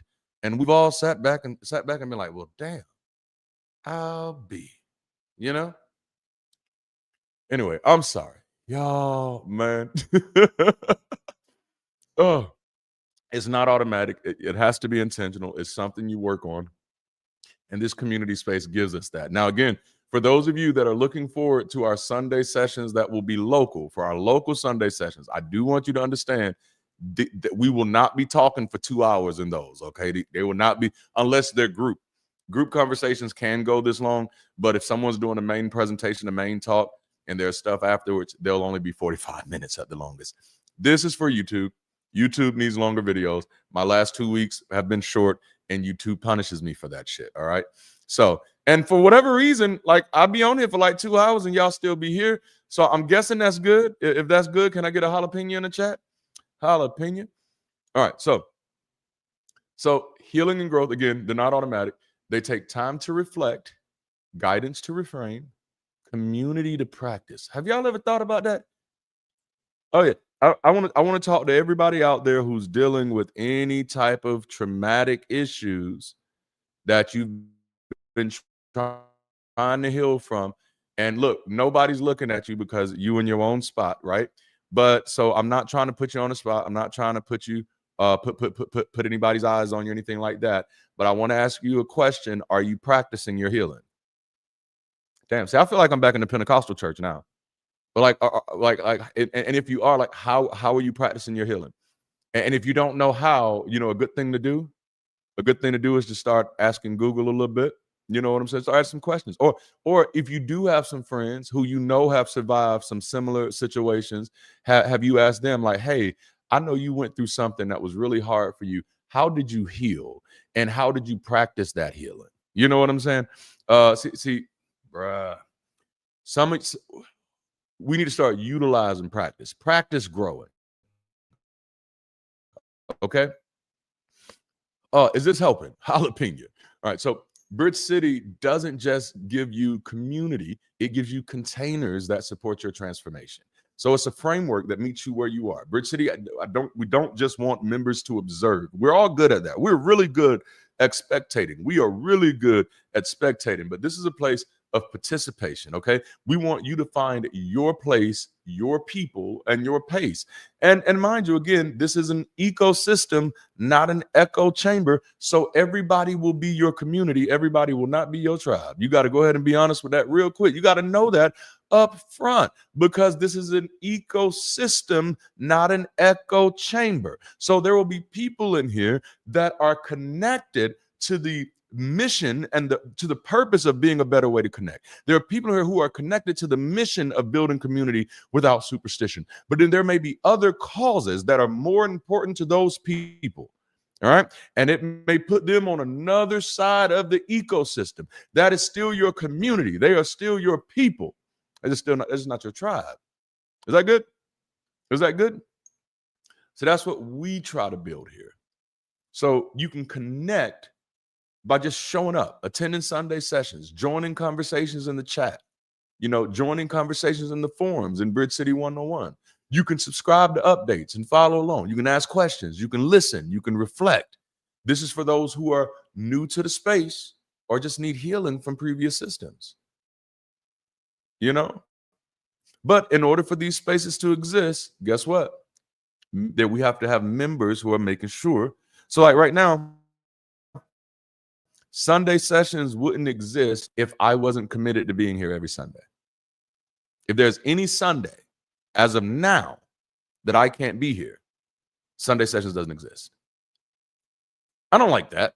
I'm not mad at it because we've only been at it for a little over a year. So we're brand new. But right now, that means I can't step away. And I don't feel good. Because I'm like, dang, I want to enjoy my Sunday sometimes too. That's not me complaining. I did it to my damn self. I did this to myself, but that's the assignment. That's the assignment. So you have a place to connect. You have a place to grow where you can start stepping into small group life, join a missional group based on identity, interest, or ideas. If there's not a community in your area yet, then the first interest group you can join or create is a Bridge City interest group. And I can connect you to our Bridge City SoCal team so you can learn what that kind of looks like. But that gives you options to explore your voice and to receive support while practicing presence and care. There's so many opportunities as we continue to grow. You will have teams that you can explore and actually grow through with your own skills. And then we've been developing our own little bridge ministry track so we can start licensing celebrants. So we can have more people than just myself. We can have more people with the Bridge City license able to do your weddings for you, your funerals, your memorials, your dog burials, because Christians, they didn't want to do that one. Dogs didn't have a soul and all that shit. Turns out none of us got souls, apparently. So I don't know. But you get to do so many creative things. So we're going to be doing that while also licensing people to actually lead Bridge City campuses. Like, we have a whole world of involvement ahead of us, So your involvement, it isn't just about activity, it's alignment. In many environments, volunteering is treated like a favor to leadership or a fast track to recognition or a filler for just what's missing. But at Bridge City, your participation is not about filling gaps. It's about filling out your potential. Oh, man. Every act of participation is a chance to live in alignment with your values and to grow into your unique purpose. Anything that you get attached to in Bridge City Global, I want you attached to it because you're like, oh, that's something I want to do. As you engage, that's when you begin to notice what energizes you, what drains you, what you naturally lead or contribute to, what others affirm in you, what impacts feel the most rewarding to you. Over time, those patterns point towards something deeper than activity. They reveal direction from you. So a member can join maybe a small group, maybe an interest group, and now that member mentors other people through grief. A person starts as a live stream co-host, and now maybe they're leading their own session. There are so many different pathways. You just got to start. None of the roles end up being assigned. They're discovered through rhythm, reflection, and support. I don't expect you to know your purpose on day one. I don't expect you to know where you fit on day one, how you fit, but I do expect to give you the room, the resources, and the relationships to help you figure it out. And when you start to align what you care about with how you can contribute, that's when participation turns into purpose, and purpose becomes powerful. Some of the people who are being the most helpful right now, but it's because they found their point of benefit. Somebody say friends with benefits. It's because they found their point of benefit with the community.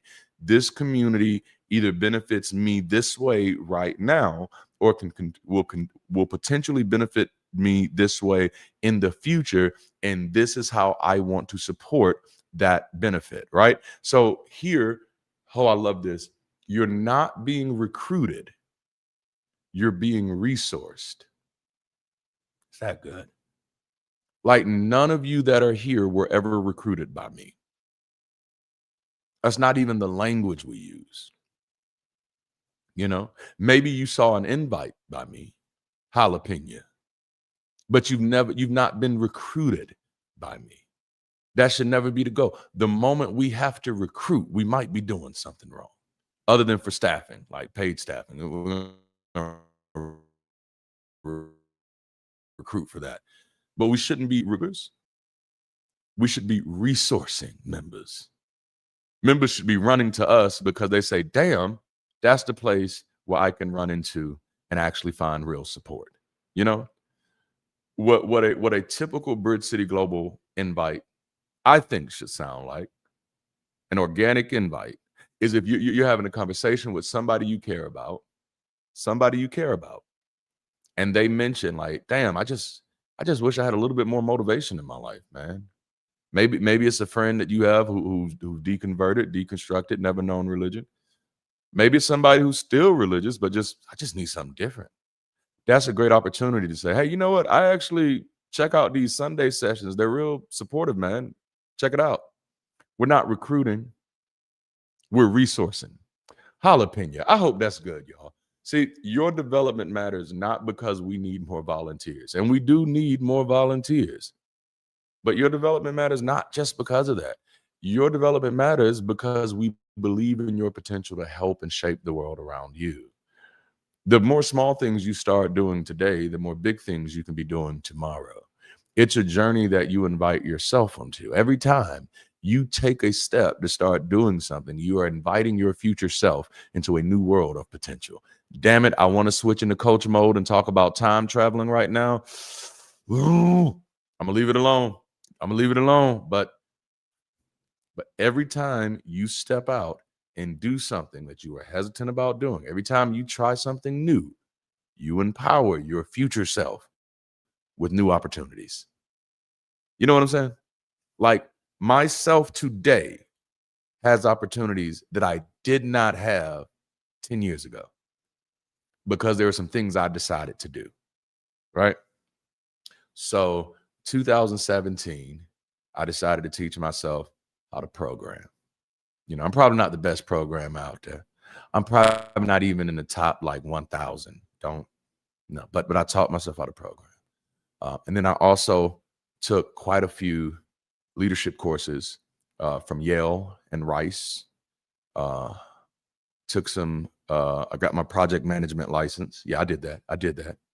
Because I realized, even though at the moment when I was taking all of these things, I had no opportunity to use those things other than programming. I used it for myself because I needed to create a visualization of what I was seeing in my head to prove that I was not crazy. So many of some of the things you've seen me do already, I've done like things 10 times bigger than that in the beginning when I was just learning, just so I could put everything together. But I recognized then that every skill I was adding to myself, I was empowering my future self to be able to do things that if I did not add those skills to, that future me wouldn't have that option to walk that path. Or even if he did, it would be a lot harder. So now, watch this. It's a lot harder to say no to me now. Damn, that's good. Okay. I mean, people still say no. But it's a lot harder. It's a lot. Yeah. When I go in for the interview and they say, we need somebody who can do this, we need somebody who can do this, and we need somebody who can do this. There's not too many things you can put on that list that I'm not certified, qualified, or experienced, because I learned the value of empowering my future self. Okay, I'm gonna get out of it. Y'all ain't ready for all of that. That was too deep, wasn't it? Y'all don't want the coaching stuff. Y'all don't want mastermind. Let's get back to Bridge City. All right. Oh, and this is the good part. Don't leave me here, because this is the good part. This is the good part. Don't leave. Nah, baby. Nah, baby. Nah, baby. Don't leave me, girl. Please stay with me. Okay, this is the good part. Let's talk about generosity. It's everybody's favorite word. This is probably going to be the easiest thing to understand about Bridge City, and maybe even the hardest. So let's get into it. We don't talk about tithing at Bridge City at all. Tithing doesn't exist. Not at Bridge City Global. Maybe it will one day. Doesn't right now. When I say maybe it will, I think about like stuff like dues and stuff. That's not the approach I want to take. It's not the approach I want to take. So we don't talk about tithing at Bridge City Global. We don't talk about offerings at Bridge City Global. That does not mean we don't talk about giving. It does not mean we don't talk about generosity. We talk about it in the form of investing into the community that we're co-creating. We talk about it in the form of partnership. Nobody who is a part of what we're doing, because remember, even people who are not members get absolute access to all of our services and events that are not ticketed. And even if the events are ticketed, all they got to do is pay a ticket, pay for the ticket. So you, as a member of Bridge City Global, or as a person who just wants to visit Bridge City Global, you're never having to pay to belong. You're never having to pay to visit. You're never having to pay to participate. Okay. For people who are giving, you're not giving to belong. You're giving to fuel what you believe in the amount, the rhythm, and format that makes sense for your life. Right. Now, y'all know this is something I've been very clear on since day one.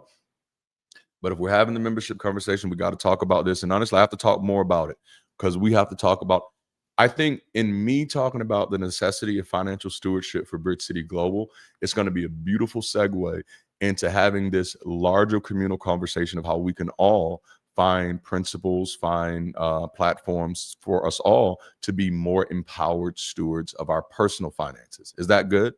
Is that a good segue? I think so. All right. So, but the point is, you belong here, even if you never give a dollar. And that's something that I always want to make clear. Again, I come from that life. I barely escaped it. I'm not out of it yet. I come from that life, and I understand. And honestly, nothing, the value that you've gotten from me so far, the value, it ain't been money. I ain't giving nobody no money. The value that you've gotten from me comes from my humanity.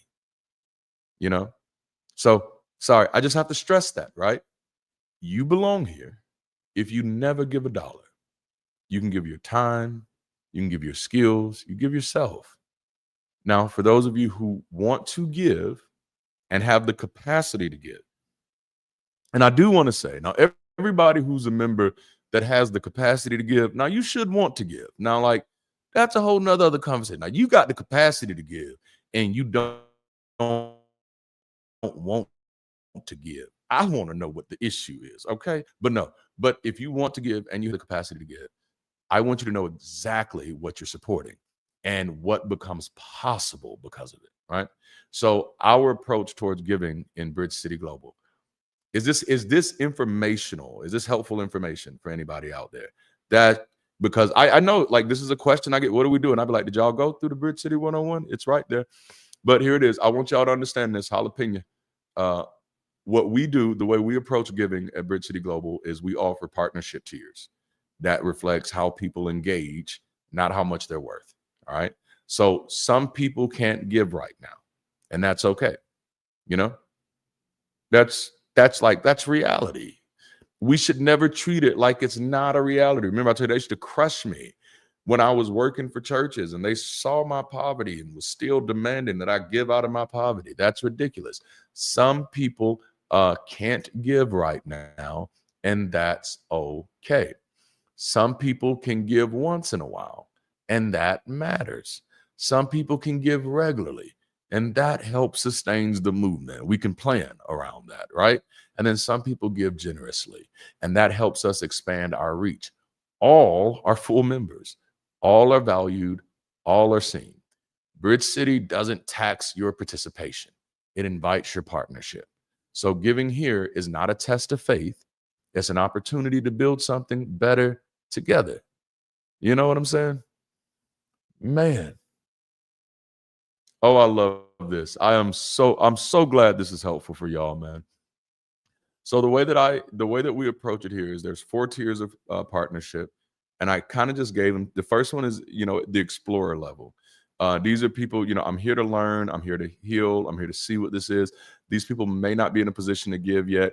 They may be engaging for the first time or just rediscovering their voice. So in that asset, and that just like a non-member, right? Just like a non-member, they would still have full access to all of our sessions, to our support and opportunities, and there's no pressure. You will never get giving pressure from Bridge City if you're not in one of those high pressure categories. And the high pressure categories is a whole nother thing. That's where someone has said, hey, look, I'm pledging to give this amount every 60 months. Or I don't know. That's a whole development language where then you got to do galas and shit like that. It's not my cup of tea. But the point is, we honor your presence as a valuable investment of time and attention, right? So we don't say, well, those people, they're just explorer levels of partnership. They don't count. That's never how that works. Again, I'm not to toot my own horn, but in the majority of churches that I was in, I was the most valuable person in the room, as far as to how the church operated, because I was so talented. And I was the poorest person in the room. I had nothing to give in the offering, but me being able to show up with my voice and sing, me being willing to show up and play the piano, me being willing to show up and manage the youth. Those are things that made me that made me valuable. Me just showing up and being me.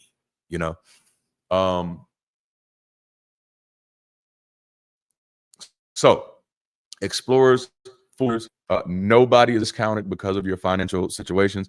And just to give you a brief understanding of how these tiers work, you don't sign up to be in a tier. Ain't nobody asking you how much you make. There will never be an application of say how much money you make so we can see how to treat you. That's not how that goes. There's just 4 buckets. You cross that bucket, you're in the next tier, right? And so it's based off of annual giving amounts. And that's literally all that is. And the only thing it tells us, so for explorers, you have free access to pretty much everything we're doing. For people who hit that next bucket, those supporters, those people who are giving a little bit more consistently, they're capable of giving more consistently. They're making that statement that I want to help this movement stay strong. They're giving us either monthly or significant occasional financial contributions. For them, obviously, we want to do things like just list them on some thank you pages. That's the same just before anybody get in their feelings, because you know how we do. You know how chat people get. See, I can't say church folks, but I can say chat people. You know how chat people get. But before you get in your feelings, that's the same thing we do for patrons, right? That's no different from what we do for patrons. And they're just getting a thank you page, a community shout out. That does not mean that people who are at the Explorer level will never get a thank you shout out. Money is not the only way you get thank yous. It's not pay for thank yous around here. Obviously, everybody who does a super chat on YouTube, I try to acknowledge it, but I think there's been a few times that things have slipped through. But then there are other people who've never given a dime that you've heard me say their names. I'm not going to tell you who those people are, because then that would feel kind of negative. Like, damn, you're going to tell everybody I ain't gave you no money? Yes, I am. No, I'm just playing with y'all. But no, so I'm not going to do that. But there are people who have never given a dime, and you've heard me call their names out. You've heard me praise them, because that's not what giving does. Giving doesn't get you special recognition or anything like that. It doesn't give you a special flow. It gets you a thank you. You get a thank you. You might get a community shout out, and it's because at that moment, that level of support is helping us cover costs and expand our reach. Like right now, there's a platform that we need to purchase, that we need to acquire in order to go to this next level, right? And the options are either I pay for it out of my pocket, which I already told you, I'm not a rich man, or the other option is one of my SoCal people pay it out of their pocket. But what I would love to see, and I think I sent out a letter to all of our Bridge City Global hosts and leads over this past week. I don't know if I sent it to the whole Bridge City Global family, but sent out a letter like it's time for us to go ahead and make that step, because we've shifted from concept to community now, and now we really do need that financial support to be able to shift us into that next level. That happens when we have people who are able to give consistently. And so this is an uncomfortable seat. Now I'm comfortable as fuck, but it's uncomfortable for me because as a pastor, I hated stuff like this. I hated talking about money. And it was because I had really bad issues with money, and this is how pastors can become really bad stewards of money, because we're afraid of it. Many of us are. And this is also how we can become bad financial advisors, because then we literally begin to believe that all of our financial success comes from faith and not the cause and effect. You know what I'm saying? So that's not great. That's not great. All right. Then there's sustainers. People say this space has become a part of my life, and I want to make sure that it lasts. And at this moment, these people are giving recurring gifts, often weekly, that provide operational stability. Again, they'll be recognized on local pages, invited to exclusive roundtables, planning previews, because at that moment you're keeping the roots deep, so more people can rise. And it's what I really want to do with people like those is use them for networking and workshops, to be able to share some of their stories, their insights of how they got to where they are. And that's definitely with our builders as well. And those are people at the level who said, I'm investing significantly to help this movement grow. And those are people who are at that moment, they're at the major giving level. If that's you, like, we need you ASAP. Holla at your boy, And that like at that level, that's a whole different level of giving. That's an institutional level of giving. So there are some more benefits there. But the bottom line is our tiers are not about access. They're about alignment. No matter where you fall, you belong fully. And if you're able to partner, we use that support to make sure that others can belong too. Now, the thing is, I want to give y'all why this is so important, because you're not just giving to an organization. When you're supporting Bridge City Global, you're investing in real lives and lasting impact. When people give to Bridge City, we want them to know exactly what they're supporting. So we don't want to do vague promises, no spiritual guilt trips, just real world impact powered by people just like you and me. So for us, the way that I approach this is we treat every dollar as a tool of liberation, support, and shared vision. So here's where your investment goes when you give into Bridge City Global.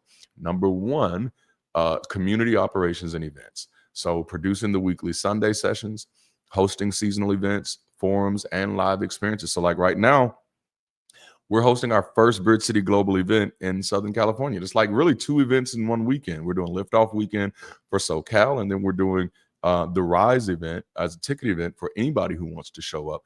And those events are being hosted right now. Hey, check this out. With no budget. Like we pulling what the Christians call a faith move. All right. It's all about community, right? But so to go to that, providing technical platforms, which is like what we're looking at now with the platform we want to use to bring our whole community on. We need admin software like a mug. And we also need to be able to support our team leaders and moderators and behind the scenes coordinators. We have people who are doing things for us, and that I'm so busy that I can't really help them. I can't be available to them and give them that cookie. But we do need to be able to provide them some type of support so that they can make sure that these spaces are safe and productive for you. Your gift keeps the mission visible, organized, and accessible. But not only just operations and events, this also allows us to create member support and care. And this could be secular peer support and coaching. It allows us to provide emergency benevolence funds for members in crisis, because what happens? Life happens, right? It allows us to subsidize workshops, retreats, and intensives. It requires us to curate tools for mental health, parenting, finances, relationships, and recovery.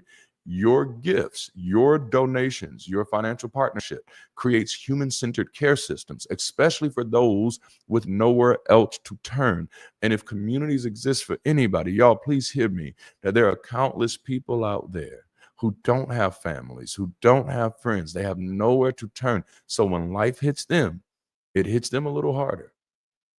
Number 3, it allows us to power growth and outreach, developing new groups and local Bridge City expressions, creating video content, educational resources, and digital guides. I love this. Look, we got Infidel financially partnering with us right now at $4.99 miniature emergency benevolence fund. Thank you, Infidel. I appreciate that, man. Thank you so much, y'all. Like that's beautiful. That was right on time. And so it allows us to expand reach through advertising, social storytelling. We can partner with like-minded organizations and global voices. Your gifts help us to grow this movement in the cities, countries, and conversations where it's needed the most. Let me be honest with you. I think most of you, if you've ever had a chance to talk to me, you've heard me talk about how busy I am. That's not a flex. It is a cry for help, okay? Because I can't even take advantage of opportunities for real, right? Like I have this partnership with the American Humanist Association now. I can't even stay on top of these emails. I'm sorry. I get that the average person does not need a personal assistant. I am not the average person. Back to regularly scheduled programming. I don't know why I did that, but that was fun, wasn't it? All right. So it also helps us create infrastructure and innovation. Allows us to build technology that supports courses, connection, and community. It allows us to pilot programs, that are leadership tracks and campus coordination. It allows us to maintain legal, ethical, and financial accountability. Your gifts build the systems that makes liberation sustainable. I can preach about it and talk about it all day, but if we don't have other people who are willing to see, like the thing, what you're getting from me, and I make it look easy, but that's because I'm doing the necessary thing of sacrificing myself, right? That's what I had to do to get us this far. I had to be the human sacrifice. I just don't want to be the perpetual sacrifice, right? I'm fine with sacrifice as long as sacrifice is good strategy. The moment sacrifice moved on good strategy, it's lost its beauty for me, right? So in the beginning of almost anything, the person who's starting it up, outside of having a team that starts it with them, they have to be the soul sacrifice. And that's what I've been. I'm the soul sacrifice. I'm show up every Sunday. I'm the soul survivor. Hey, I think I said it out of order, but you know what I meant. But I'm here, okay? But it's your giving you're serving, you're supporting, that makes this powerful. Okay, so look, I'm just one man, and one man being consistent for about a good year has yielded over 60,000 people. You know, now what happens when a few other good people become just as consistent? That's good stuff. Whether that's consistent with like, hey, I'm going to do this monthly. The Bridge City PayPal link is in the chat. I'm going to start giving the Bridge City PayPal weekly or monthly. Maybe I'm going to do $5 a week. Maybe I'm going to do $50 a week. Maybe I'm going to do $500 a week. Maybe I got 99 problems and money ain't one. So I'm just going to go ahead and do them an endowment of $50,000 a quarter. That would be nice. That would be nice. I wouldn't be mad at that. Hey, big spender, $50,000 a quarter. That's an excellent start. I think that's a good start. All right. So big point. Your giving isn't just appreciated here. It's activated. Every contribution, large or small, fuels the vision of a progressive, people-centric, life-affirming bridge to better. And it's not something we could do without you. You know, what I would like everybody to think about is what happens when we get this right. When we get like everything that I've been talking about for the past 4 weeks, what happens when we get this right? We create a space where people give because they want to, not because they're told to. Resources flow naturally from shared purpose. Gratitude becomes mutual, not manipulative, and growth happens without gatekeeping. This isn't just sustainable. This is damn near sacred. The bottom line is Bridge City is funded by generosity, not obligation, and is held together by values, not transactions. We honor every gift with transparency, every member with dignity, and every journey with care. You belong here, whether you give or not. Whether you give or not.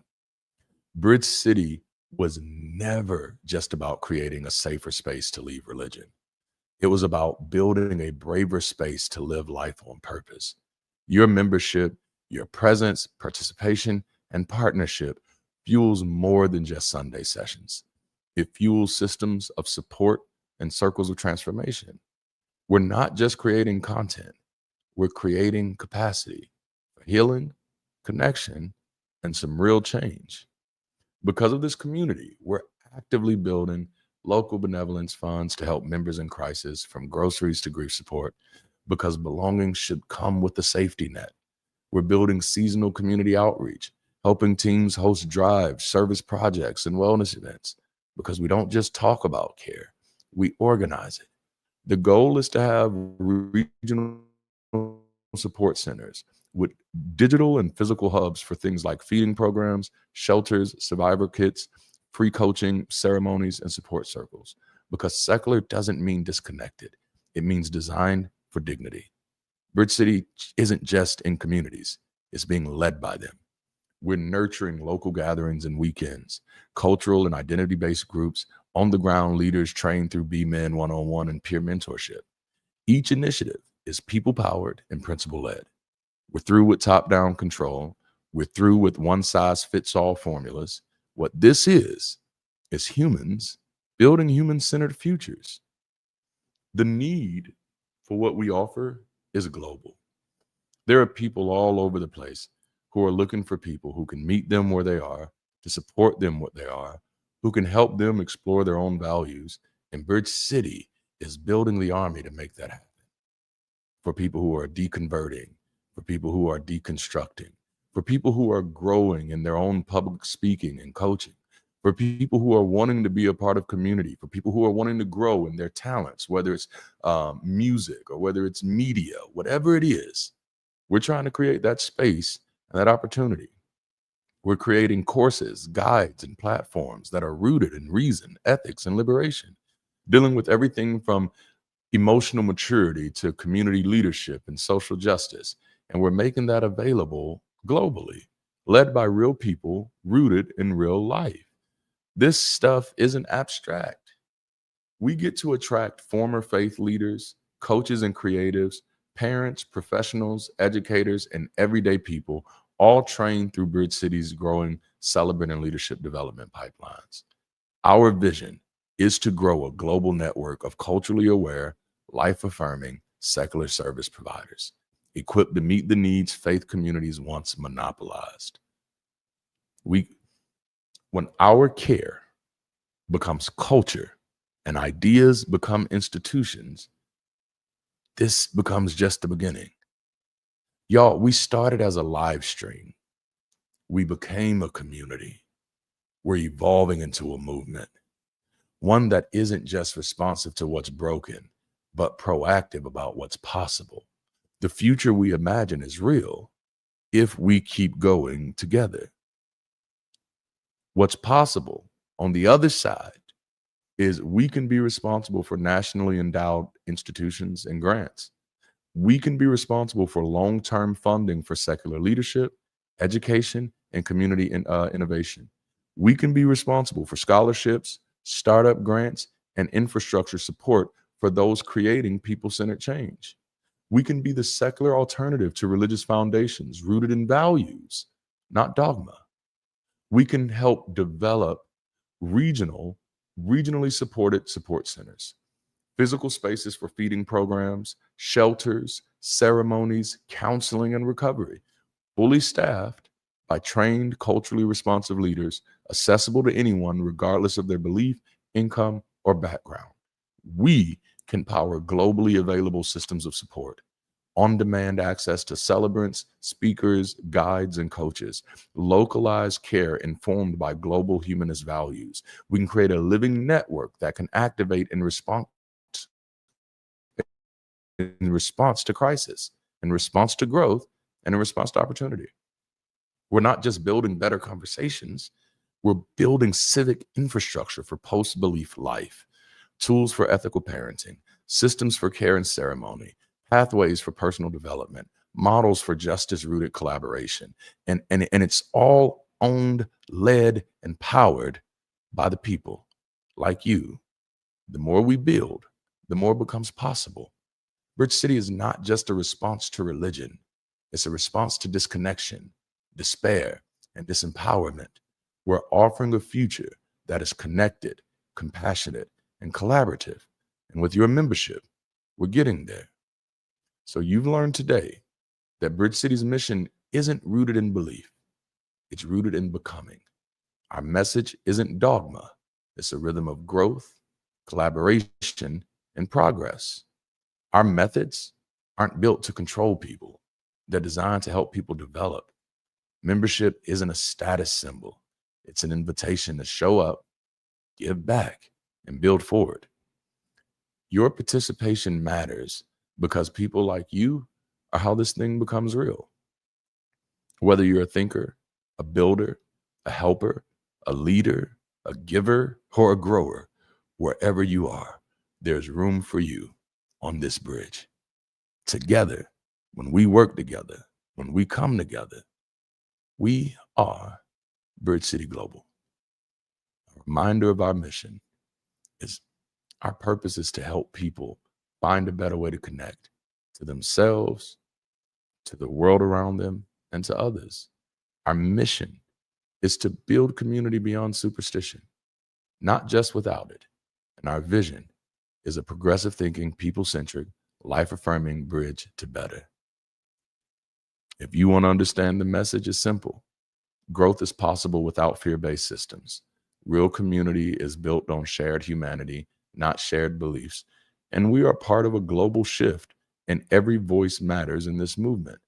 Our methodology, weekly engagement keeps us grounded, curated music and conversations cultivates transformative spaces, and groups and teams are the rivers that flow through this movement and mission.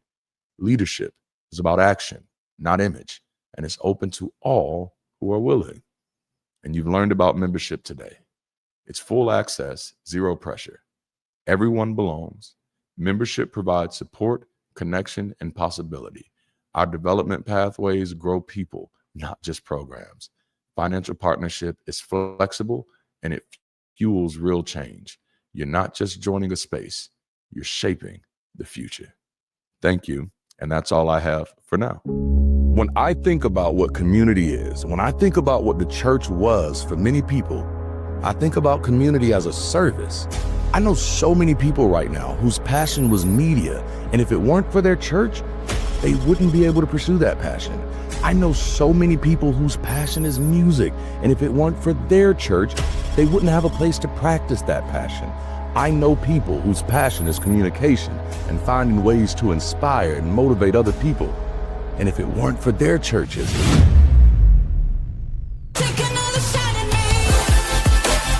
church shouldn't be the only place that meets those needs. It shouldn't be the only place that nurtures our gifts, platforms our voices, and empowers our living. That's why Bridge City Global is building community and creating the space to help you keep rising. Join us October 25th or the 26th in Venice or San Diego, your choice. Our local Bridge City community is having their initial liftoff weekend. And as a way of celebrating, we're hosting our very first Rise event. This is for you. We're about to shed the weight of limiting beliefs and open ourselves to clarity, purpose, and possibility. Through powerful voices and intentional community, you'll not only rediscover your own strength, but also the belonging that comes when we choose to rise side by side. And for those interested in being a part of this global community, go ahead and tap in now. And you may get an invite to our Friday evening and Sunday morning activities while you're in Cali. Don't miss this moment. Add Liftoff Weekend to your calendar and be ready to rise. Register now. Take another shot at